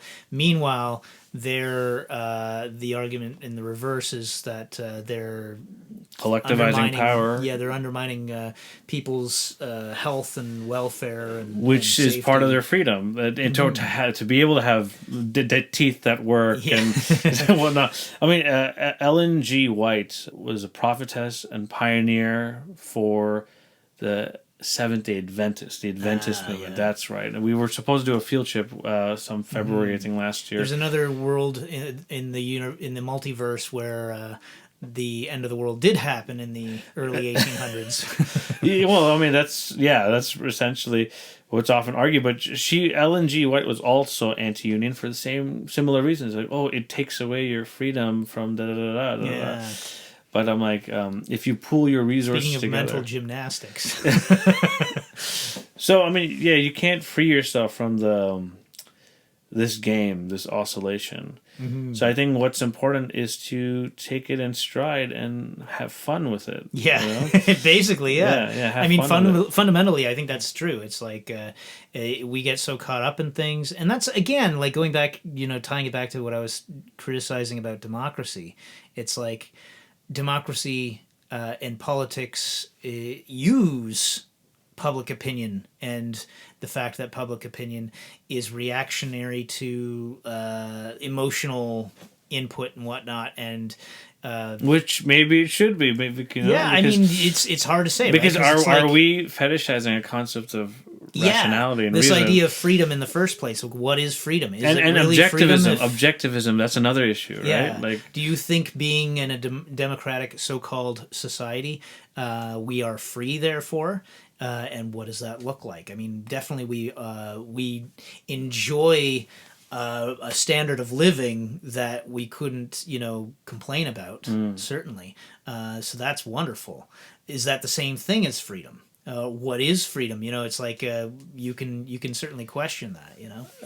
Islamic metaphysics, and I don't like saying it so broadly because there's so many streams of stuff. But often when the concept of free will comes up, it talks about the Arabic word qadr, which is difficult to translate, but sometimes it means destiny, fate, and it sounds like kether, which means crown. So it almost sounds like this is, I guess, with a Q, I guess. Okay, gotcha. Well, I'll just shut the fuck up. But ultimately, when people say, okay, if humans have free will, then why can't we just fly anywhere and stuff like that? Okay, but if we have free will, that means God doesn't have rain. What's going on? That means we could change destiny, we could change faith and stuff like that. So these questions have been everywhere. Just people in the majoritarian religious groups tend to relegate these questions and not think about it too much. And I don't want to see that happening in every space. I want these questions to always be front and center. And I think that's the thing. They are always questions. It's like, it's naive to think that we've settled that. That's the problem. That the naivete in this regard is very like people rather not have these questions. They'd be like, no, it'll work out. I prayed these many times a day. I fasted these many times a day. That means I get 10 brownie points for this, 100 brownie points. That's how a lot of the calculations you've man are done. Up. You've gotten a man up a long time ago. Yes. So. Even the idea, the celestial sphere is okay. Maybe I'll go to this part of heaven because I was such a good guy. Even in like Mormonism, like I might end up in this earth or this other earth, and yada yada yada. It's very gamified, Yeah, and even stuff like that does appear in Thelema in some of Crowley's writings as well.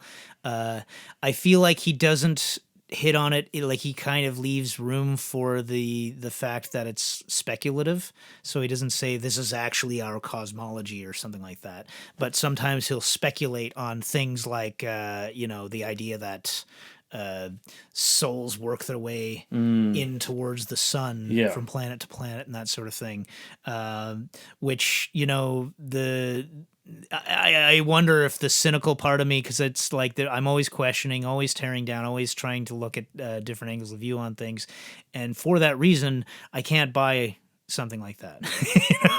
I can't just buy into the idea that You have something to like feel it. Yeah. Yeah, I mean, that's why magic is not just a science, but also an art. Yeah, exactly. Right? And I have to wonder how much I'm boning the art part of it by getting to the art of science, the science of arts. yeah. Yeah, I mean, Yeah, ultimately, that dream yesterday that I was talking about, it's like that's I took as kind of a reminder to kind of back away from it. So like if I find myself in a mansion that's supposed to represent heaven, you burned that mansion it's down. like, yeah, You killed the you Buddha. kill the Buddha on the road. Yeah. It's funny. On my way here, I was driving next to a hearse for a long while, and it was the Buddha. Somebody had met him. No, along it was the road. just interesting. Okay, just as it was an ominous. Yeah. Like the sun was shining. I'm like, I'm gonna go and dare in space, and this hearse is just kind of going all the different streets I'm going. It's just like, yeah, I don't know if you map it onto your dream or whatnot. Well, you could take it as I mean, it wasn't stagnant death because it wasn't sitting still. That's so. true. It was in It was constant moving motion. around. Yeah. Constant motion. Yeah, that does make people anxious, and I think that's why agape is radical, because it's moving. It's current. Yeah. Yes. It doesn't give you closure with the lies. It gives you love.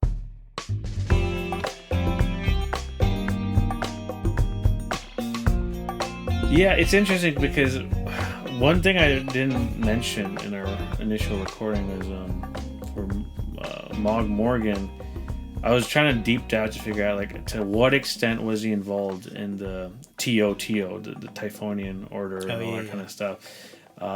My assumption is that he was initiated and whatnot based on things I've read, some excerpts from interviews and stuff, and the way these topics are addressed are quite different from like materials published by Caliphate, OTO type of stuff. Do you know anybody in any of the other types of milieus, bodies, and stuff like that? Because I was talking to one of our friends about this, and then she was like, not really, maybe one person, but then they became a Satanist and this and that. But because that would be an interesting discussion point. Yeah, finding out a little bit more, because I only know by inference. Yeah, because apparently, like in the UK, especially in the 80s, they had a pretty big presence. Yeah, TO stuff.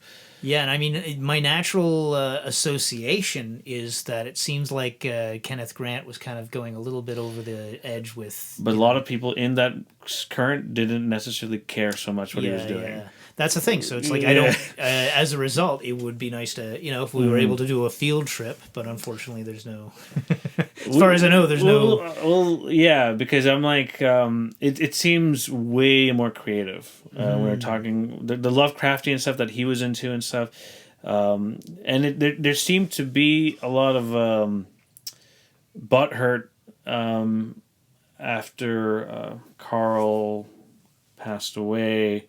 And there's the whole legal issues and stuff like that. And people like Grant and stuff, they're like, we spent so much time building this up and this and that. And now Carl it's just... Germer you're talking about? Yes. My bad. I said Carl. Yeah, I was like, Carl. Carl! Sorry. Yeah. So I just feel like it's worth highlighting these types of approaches and thoughts and and the flexibility to affirm each other's things. Yeah, because you were asking me at one point if it was like this subject of the Babylonian Thelema and these different sort of strains of evolution that Thelema has undergone and it continues to undergo and that sort of thing.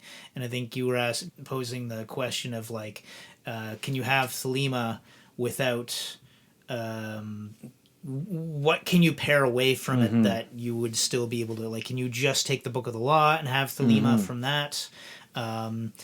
And I would, my thought is, I have described myself as orthodox but pluralist, and the reason being that I feel like, it's kind of tongue in cheek to say orthodox because it's it's the given the context. Yeah, but it's like given the context, it's like I like to go back to Crowley's writings because I think that's the most informed way that you can approach the material, and I think it's important to also read and be familiar with other things going on at that time, particularly the Golden Dawn, because that would so strongly informed the fertile soil of the Book of the Law. So you and I, we have an appreciation for this stuff. Yeah. For a lot of people, myself included when I was younger. So for me, to whatever approach or degree I was getting into Crowleyan thought and Thelemic thought, it was like the Book of the Law. It was untethered. So for me, it had somewhat more utility by having no Golden Dawn context or not having the time or resources and then in high school or whatever to necessarily care too much about and it was all confusing. So many personalities, so many moving parts. Yeah. And then you got to learn about all these weirdos and shit. So it was a different experience, a different approach. Even my understanding of Crowley was based on the propagandist against him. So the image and understanding I had of him was like, oh, I kind of like this person that's being critiqued in these specific ways. He seems like a pretty bad person in XYZ ways. But I'm going to do more research into this, and I confirmed that, yes, he was someone that I don't really like.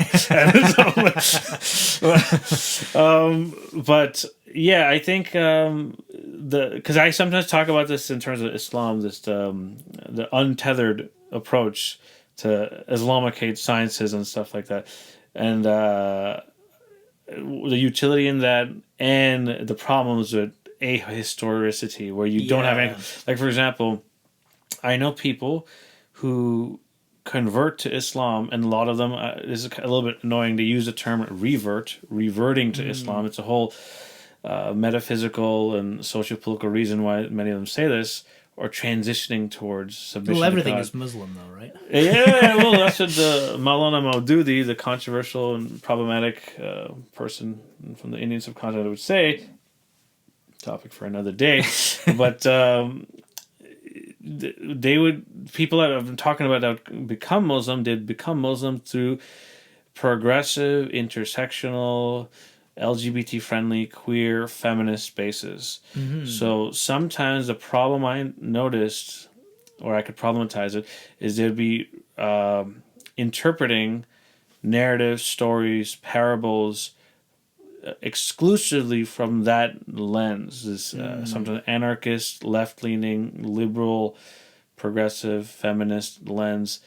And that's fine, that's cool and all, but it's also good to know what the popular lenses are, because you're essentially not equipping these people with the tool set to navigate Muslim majority places. Yeah, and I feel like you can, like, it sounds to me like the type of thing you can identify that more easily when it's such a niche kind of perspective, whereas it's like no matter what, we're doing that, really. So after 9/11, there was a surge of convergence to Islam because people got curious, what is Islam? So after October 7th, similar thing. But what I've seen after October 7th, like on TikTok, Instagram, a lot of the people converting to Islam, the radical feminist, queer folks stuff, it's fine, do what you want, but they're kind of getting into this body politic without understanding fully or comprehensively what are people's positions actually. Where is the pulse of this movement actually? And as I mentioned earlier, that there's a deadness to these currents. That they're not understanding, that they're coming up with a fresh set of eyes and stuff. And you're dumping it in stagnant waters. So it's a very different thing to come.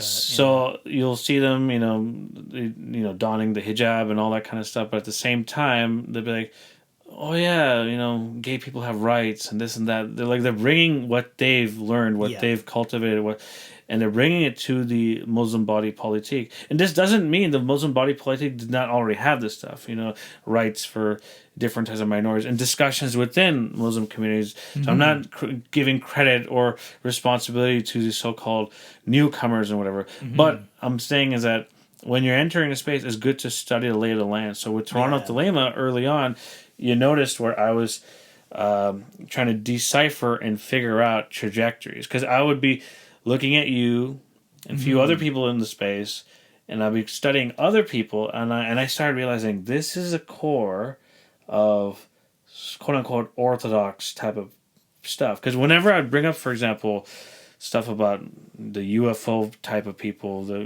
Grant followers or the Parsonian stuff, I was noticed different types of responses of questioning, or it'd be humorous to people and stuff. And similar things happened when I was studying different types of communism. So when I went to Fight Back Canada or Fight Back Ontario, and they rebranded as the Revolutionary Communist Party, which is not helpful because there's so many different groups with the same name, RCP. It's like that Life of Brian sketch. Yeah. People's Party of Judea. People's Party of Judea. The Judean People's Front. That's exactly that's exactly the problem. So I remember going to one of their closed door type of meetings, fundraiser type of things, and I did similar stuff, bringing up different types of thinkers in leftist space, and I could see some of it was met with ridicule or disdain or confusion, and that's when I started realizing, okay, so this space is like this, like this is a no-go zones, and these are the because so an outsider is like, oh yeah, this is Satanism, is all this stuff, and they just group everything together. But I want to get like a straight razor or a scalpel and a magnifying glass or a microscope and start artificially maybe creating some categories to figure out what is the lay of the land. And what I find oftentimes in Orientalist spaces and even Occidentalist spaces, which I sometimes identify with, nobody uses the term so much, Occidentalist, people project their imagination of what the other is. And I think with this, going back to this Ma'at stuff, is like, you want to do justice to what this person is or what that person is. If I could talk about another community, a race, an ethnicity, a culture in such a way that I'm confident that the other person or people in that community will be like, yeah, that's relatively correct. That I could have a level of composure and confidence that I'm doing some semblance of justice. Usually when I'm amongst, for example, religionists in particular spaces, whether they're Muslim or Christian or even Jewish, and I ask them, or the conversation of Hinduism comes up, or Egyptian religion, they come up with the most cartoonish, belittling, condescending vocabulary and definition of what that. And I sometimes ask them, if you were to say this in the mandir, in a temple, or in front of someone who's a practitioner of this tradition, do you think that they would agree with your definition? And they usually don't really have much of a response. I'm like, because you bitch and moan about people getting you wrong and not doing you justice, and you don't do other people justice. And I think that's what the Ma'at stuff kind of resonates with me. Like, that makes sense. That makes a lot of sense. That was a very long way to kind of go back to No, that was good, though. That was very... that encapsulated it very nicely, so... It's completely tangential, I guess, but it's like if you picture, people doing archaeology on ancient Egypt to understand better what the ancient Egyptian religion was and that sort of thing, or any other religious practices and that sort of thing. When you read about it in archaeological or historical texts, it's of course presented in a very, it's based off of the information that they find and all this sort of thing, which is not how the people they're studying would have been experiencing it. So you wouldn't get the vibe. You wouldn't get to. That is so fucking annoying. But that is because I'm like, I hate people who talk like this. But the problem is that's part of being human. Right? It's like you can't rationalize humanity into. But that's the chemical reaction, the vibe that we're talking about. Yeah, right? That's ultimately the situation. But that's the thing. I think it's like there's this something that's stood out to me recently is just thinking in terms of initiation as recognizing this tension between the rationalizing of things, the conceptualizing, the making sense of things, mapping things out, and your understanding of things as being essentially your reality, and then having the tension of that between the unknown, which I could just use as a simplification to put it under unknown, which could mean the vibe. Like as when you're trying to explain the vibe, the more you explain it, the farther you get from it. You know? It's like, was it Dick Cheney or Donald Rumsfeld? Known unknowns, unknown unknowns, known knowns, known. When he was talking about WMDs, weapons of mass destruction, we got some known knowns, some unknown unknowns, and there's some known unknowns. Wow, thanks. But if you listen to the speech and you actually like break it down, it does make sense. But for the average rank and file, like this sounds like gibberish, which it was because there wasn't necessarily WMDs except for the ones that Americans sold them and so. Yeah, it's funny. When I went to this paper, I was just thinking about all the different directions this could go, but I'm like, where can it come back to? And it's like, does it come back to just the individual? But again, where's the fucking community thing? Right? Yeah. So at that mosque that you visited, I noticed a lot of people there, for example, they're not praying, they don't fast, but it's like the sense of camaraderie, at least among the older folks, has a lot to do with their shared trauma, shared damage. And I feel like Thelemites don't necessarily have that shared persecution as a collective thing. To become a thing, that's necessary. To become a strong enough egregore. Yeah. And when people come in, they're the first thing they're usually blown away by is just being able to talk to other people with the same interests. Yeah. So it's got that, which is like more like a book club kind of thing. But also the outside trauma that you have individually been traumatized for your interests. I have been individually traumatized. So we all kind of have that feeling of marginalization and, But then is there a collective, like do we have a collective enemy? Because I often say that I don't consider anyone part of my family unless we have shared enemies. I don't say shared goals, shared aims. Yeah. Like, that's really. So people say I'm very pessimistic and negative and whatever, but that's probably why. Because I would say I'd say it's more honest, if anything. Because that's again the problem that I have is tends to be the fact that there's so much bullshit. There's so much like veiling of things that people even buy into when they're trying to express these things. So like trying to. No, it's bad what you're saying about having a combined enemy. You should be thinking in terms of like what draws you together, or and it's like no, that's bullshit. You're just not wanting to look at the reality of things. And it's not comfortable. I'm not arguing for the fact. That's one of the things. Like when we're looking at Thelema and comparing it to Nietzscheism.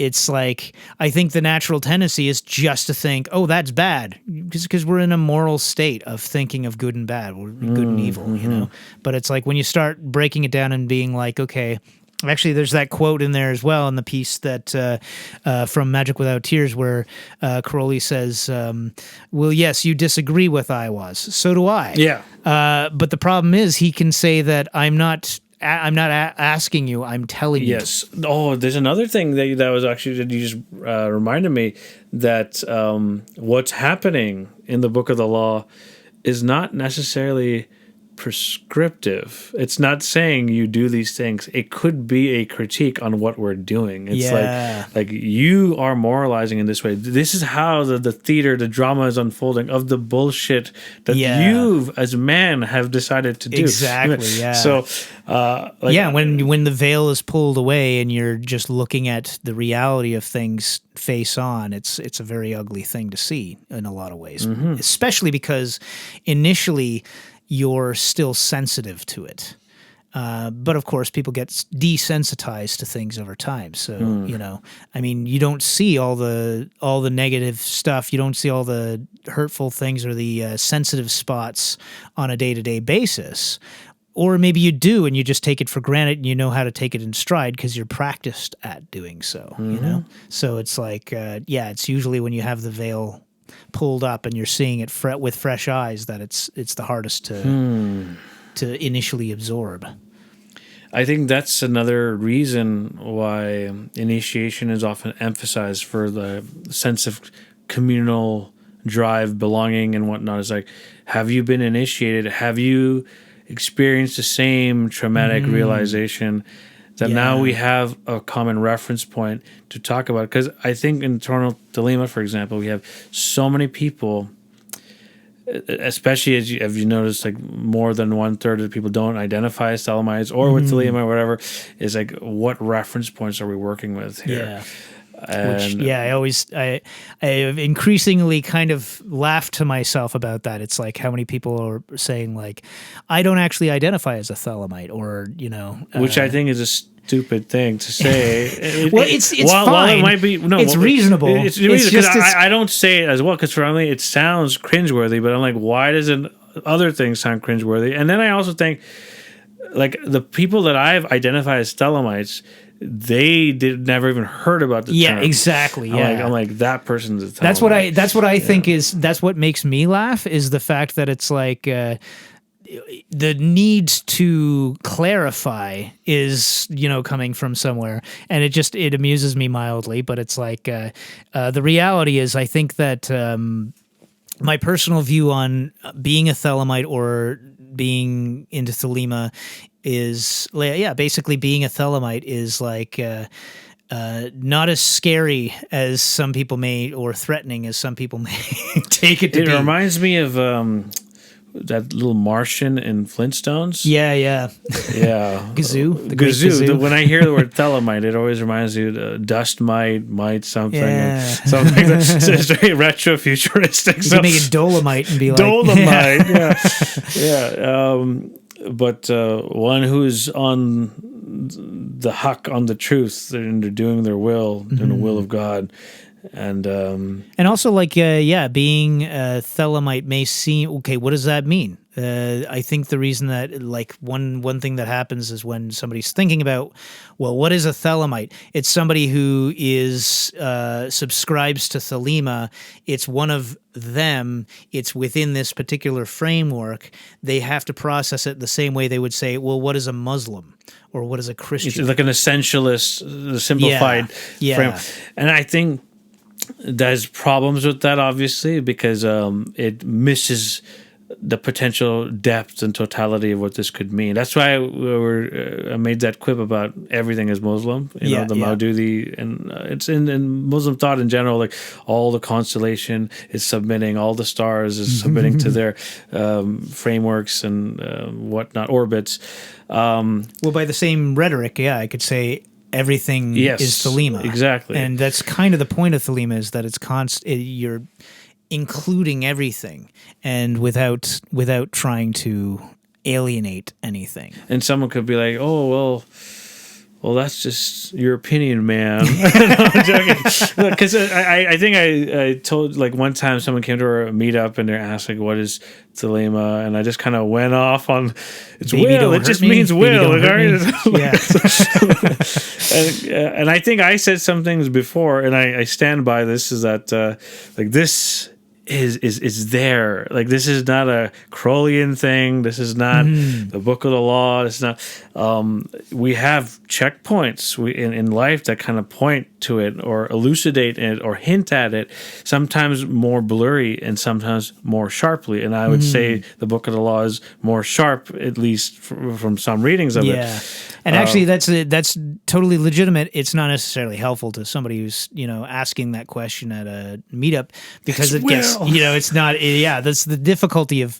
It's like do you have to go through the elevator pitch for Thelema, which I hate to do, but you're not wrong though. Like, I mean, that's 100% correct, and that actually brings it back to the idea that the question of, can you have the Book of the Law? Can you have Thelema without the Book of the Law? Can you have the Book of the Law and Thelema without Crowley? Could you have those things, or even just any of those individuals or combinations, without the wider context of what was going on during the reception of the Book of the Law or leading up to it, and that sort of thing? And my answer is, you're better to have as much of the context as possible. That doesn't necessarily mean that it's right in all circumstances or anything like that. I think that you do have Thelema without any of those things. I think that it's just it's descriptive and not necessarily even proscriptive. This is the dangers of literacy and proficiency. Sometimes the more context you know, the more you learn, the more obstructing and obfuscating it can become. Yeah.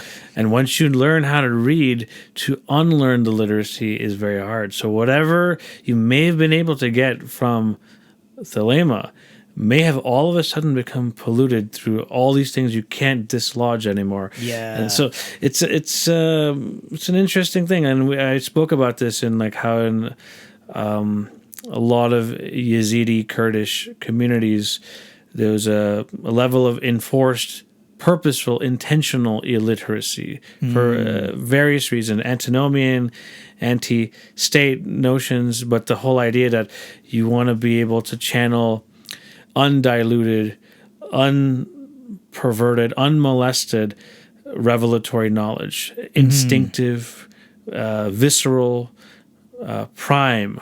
Yeah, you know, which is funny because that was, from my understanding, and as a simplification again, why you would have had the church trying to keep the Bible in Latin so that it minimizes the conduits through which things are moving, so that you have a more consistent and direct conveyance of the word, as opposed to translating it in every different language. Every translation is going to color things and change things, and you have certain Baptist churches, they'll say King James Version Bible is the real. If it was holy good enough book for Jesus, it's good enough for me. So this, just like the mosque that you visited, that one, they're known for being the first to mass distribute English translations and other ones. They're not the first to translate the Quran into English, but the first to do so kind of rather holistically with commentary, translation, and to create it for both academics and laity, regular people and stuff like that. So, and in doing so, the question comes up, what differentiates this translation from other translations in the same language? And when I went to the U.S. to a symposium, I asked people who were descendants of some of those translators and early leaders in the movement, like, is this revealed? Is this translation qualified by God? Is this a revelatory thing? And some people were indifferent, didn't care, and they're like, yeah, maybe, why not? And others were like, yes. The ones who are like direct family members, obviously, they're. And then I said, okay, what about the footnotes? Like, yes. And the commentaries on the commentaries? Yes, okay. What about the German, Dutch, French, and Albanian versions based on the English ones? Yep. and I'm like, okay, this is very interesting because they're using dreams. So people had shared dreams to confide that this Quran is. There's not much research in this field. That's one of the reasons I'm so interested in this. Wow. Yeah, that's another one of the. See, that's it's maybe not the vibe thing specifically, but it's a part of the oral tradition, I guess. Yes. And I'm scared about it diminishing and disappearing. And it will. Eventually it will. Yeah, that's sort of like what you're saying about my building in anxiety of like, oh man, I need to like.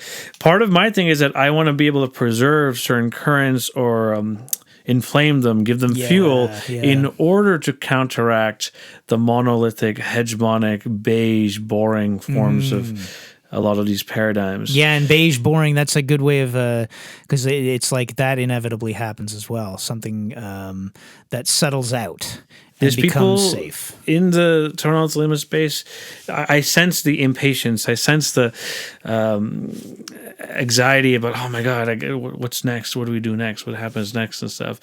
And Yeah, because there's a level of like, what am I supposed to babysit you, or am I supposed to entertain you in this regard, or whatever? And some people are just intellectually somewhere else. Like they're smarter than us. They just know more stuff, or they're just really somewhere else. Their concerns are, how do we facilitate that? You know. Yeah, and that's you know what, that's that ties into the because we're not as being just a public community thing, grassroots community thing, where we're not, necessarily doing some temple work or something specific, like where we're putting people to jobs and tasks and stuff like that. We're opening up the field of operation for these things. But the problem is people don't often know what to do with that. I'm in the same boat. Like if I'd come to things and be hoping to, be put to work at something, to be guided and that sort of thing. And it never worked out that way for me. Which was always frustrating, and still to this day can be frustrating, because it's like, for some reason, I'm just denied that, guidance and clear path to things. It's kind of like I just have to start doing it, and that is the lesson. And I think that's like the kind of like with Toronto Thelema, that's one of the things that we kind of create that space and then don't tell people what to do and that sort of thing. And I think that's probably tricky for people coming into the space, because it could become a type of nothingness. Like for example, all the different workshops, movie nights, discussions, meetups we've had, a lot of them have had very different vibes to them or different elements. So if somebody shows up to one and not the other, they might get something out of it.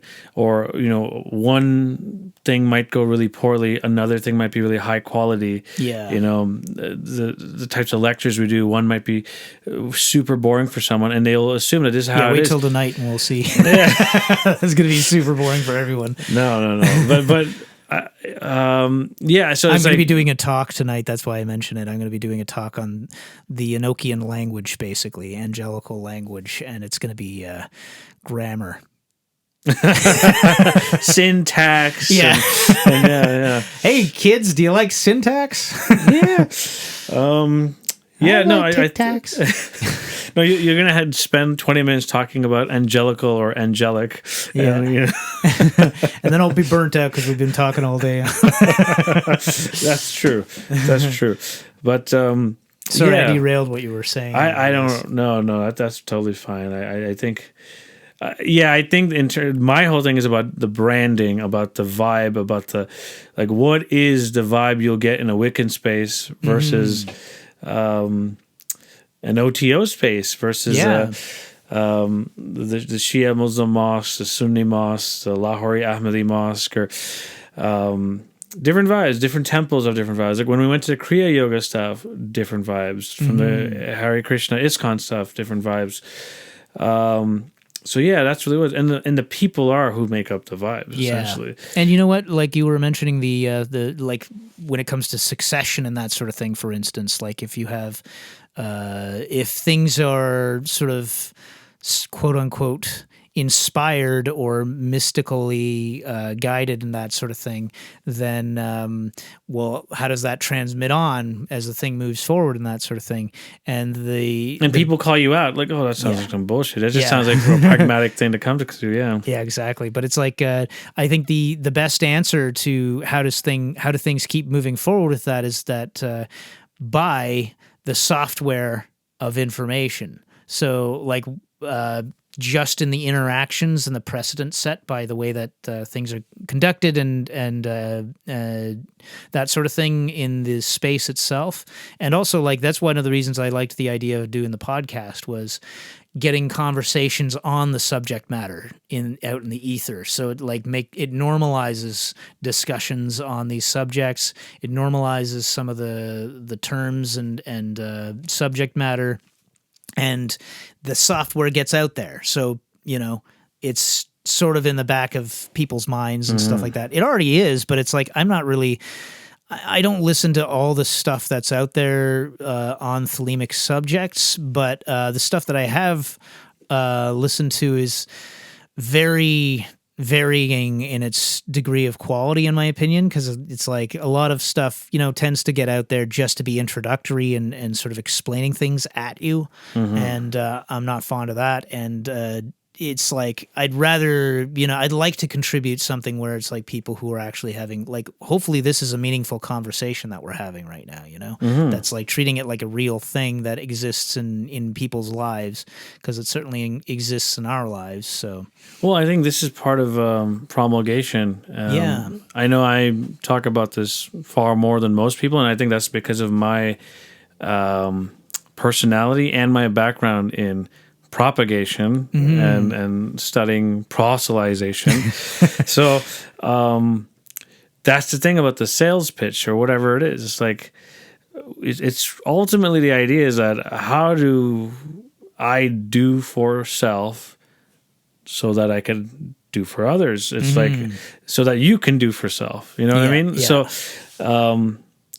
like, have you heard the news?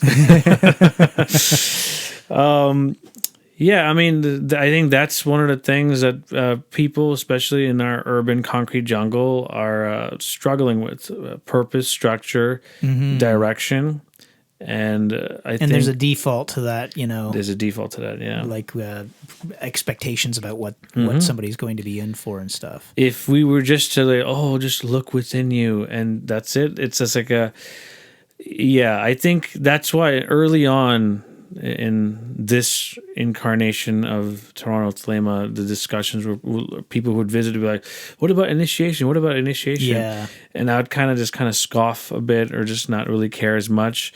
And be like, what's with these white people? I was talking about fucking initiation and stuff like that.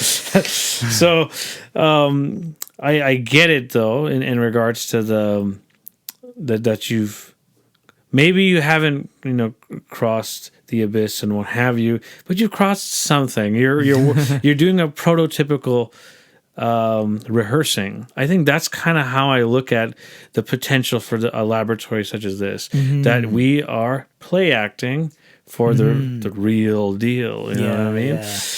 Yeah, and it's like speaking with the veil down, so to speak, where it's like we can speak openly about these things. That's the kind of environment I personally like to promote, as opposed to feeling like we have to be playing that poker game, where you're hiding your cards and everybody pretends to know what someone's talking about. That's definitely something. So people, if this ends up somewhere in hyperspace and people are confused about things or whatever, it's always good to ask clarifying questions. Yeah. Obviously, people now use like Gemini and ChatGPT and Google stuff, but still. It's the answer I'll give is, do you not have Google? Do you not have Google? But, in terms of nuances, it does make things more meaningful when you have a unique particular angle rather than something that's kind of just mechanistic, pulling material out that sounds good. Plus, you know what?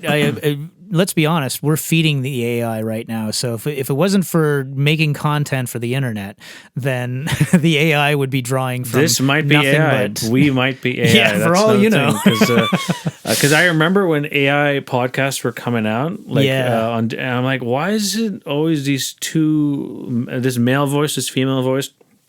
And they seem so interested in a rather niche-specific, boring topic. And I'm hearing these two same voices in multiple different productions, and they're not really saying but their conversation is so seamless. They have such good chemistry. I want some bad chemistry. I want some friction. I want some, problems. Yeah, that's it, right? It's like blemishes and all that kind of shit. Yeah, exactly. Yeah, we like that ugly, the edges. The rough ugly edges. Yeah. But thanks for providing the outro music. I definitely recommend, checking out Mogg Morgan's materials. As an independent scholar and practitioner, he's written several books, like Egyptian Magick. This one we see oftentimes in stores and stuff. It's I think subtitled "A Spirited Guide."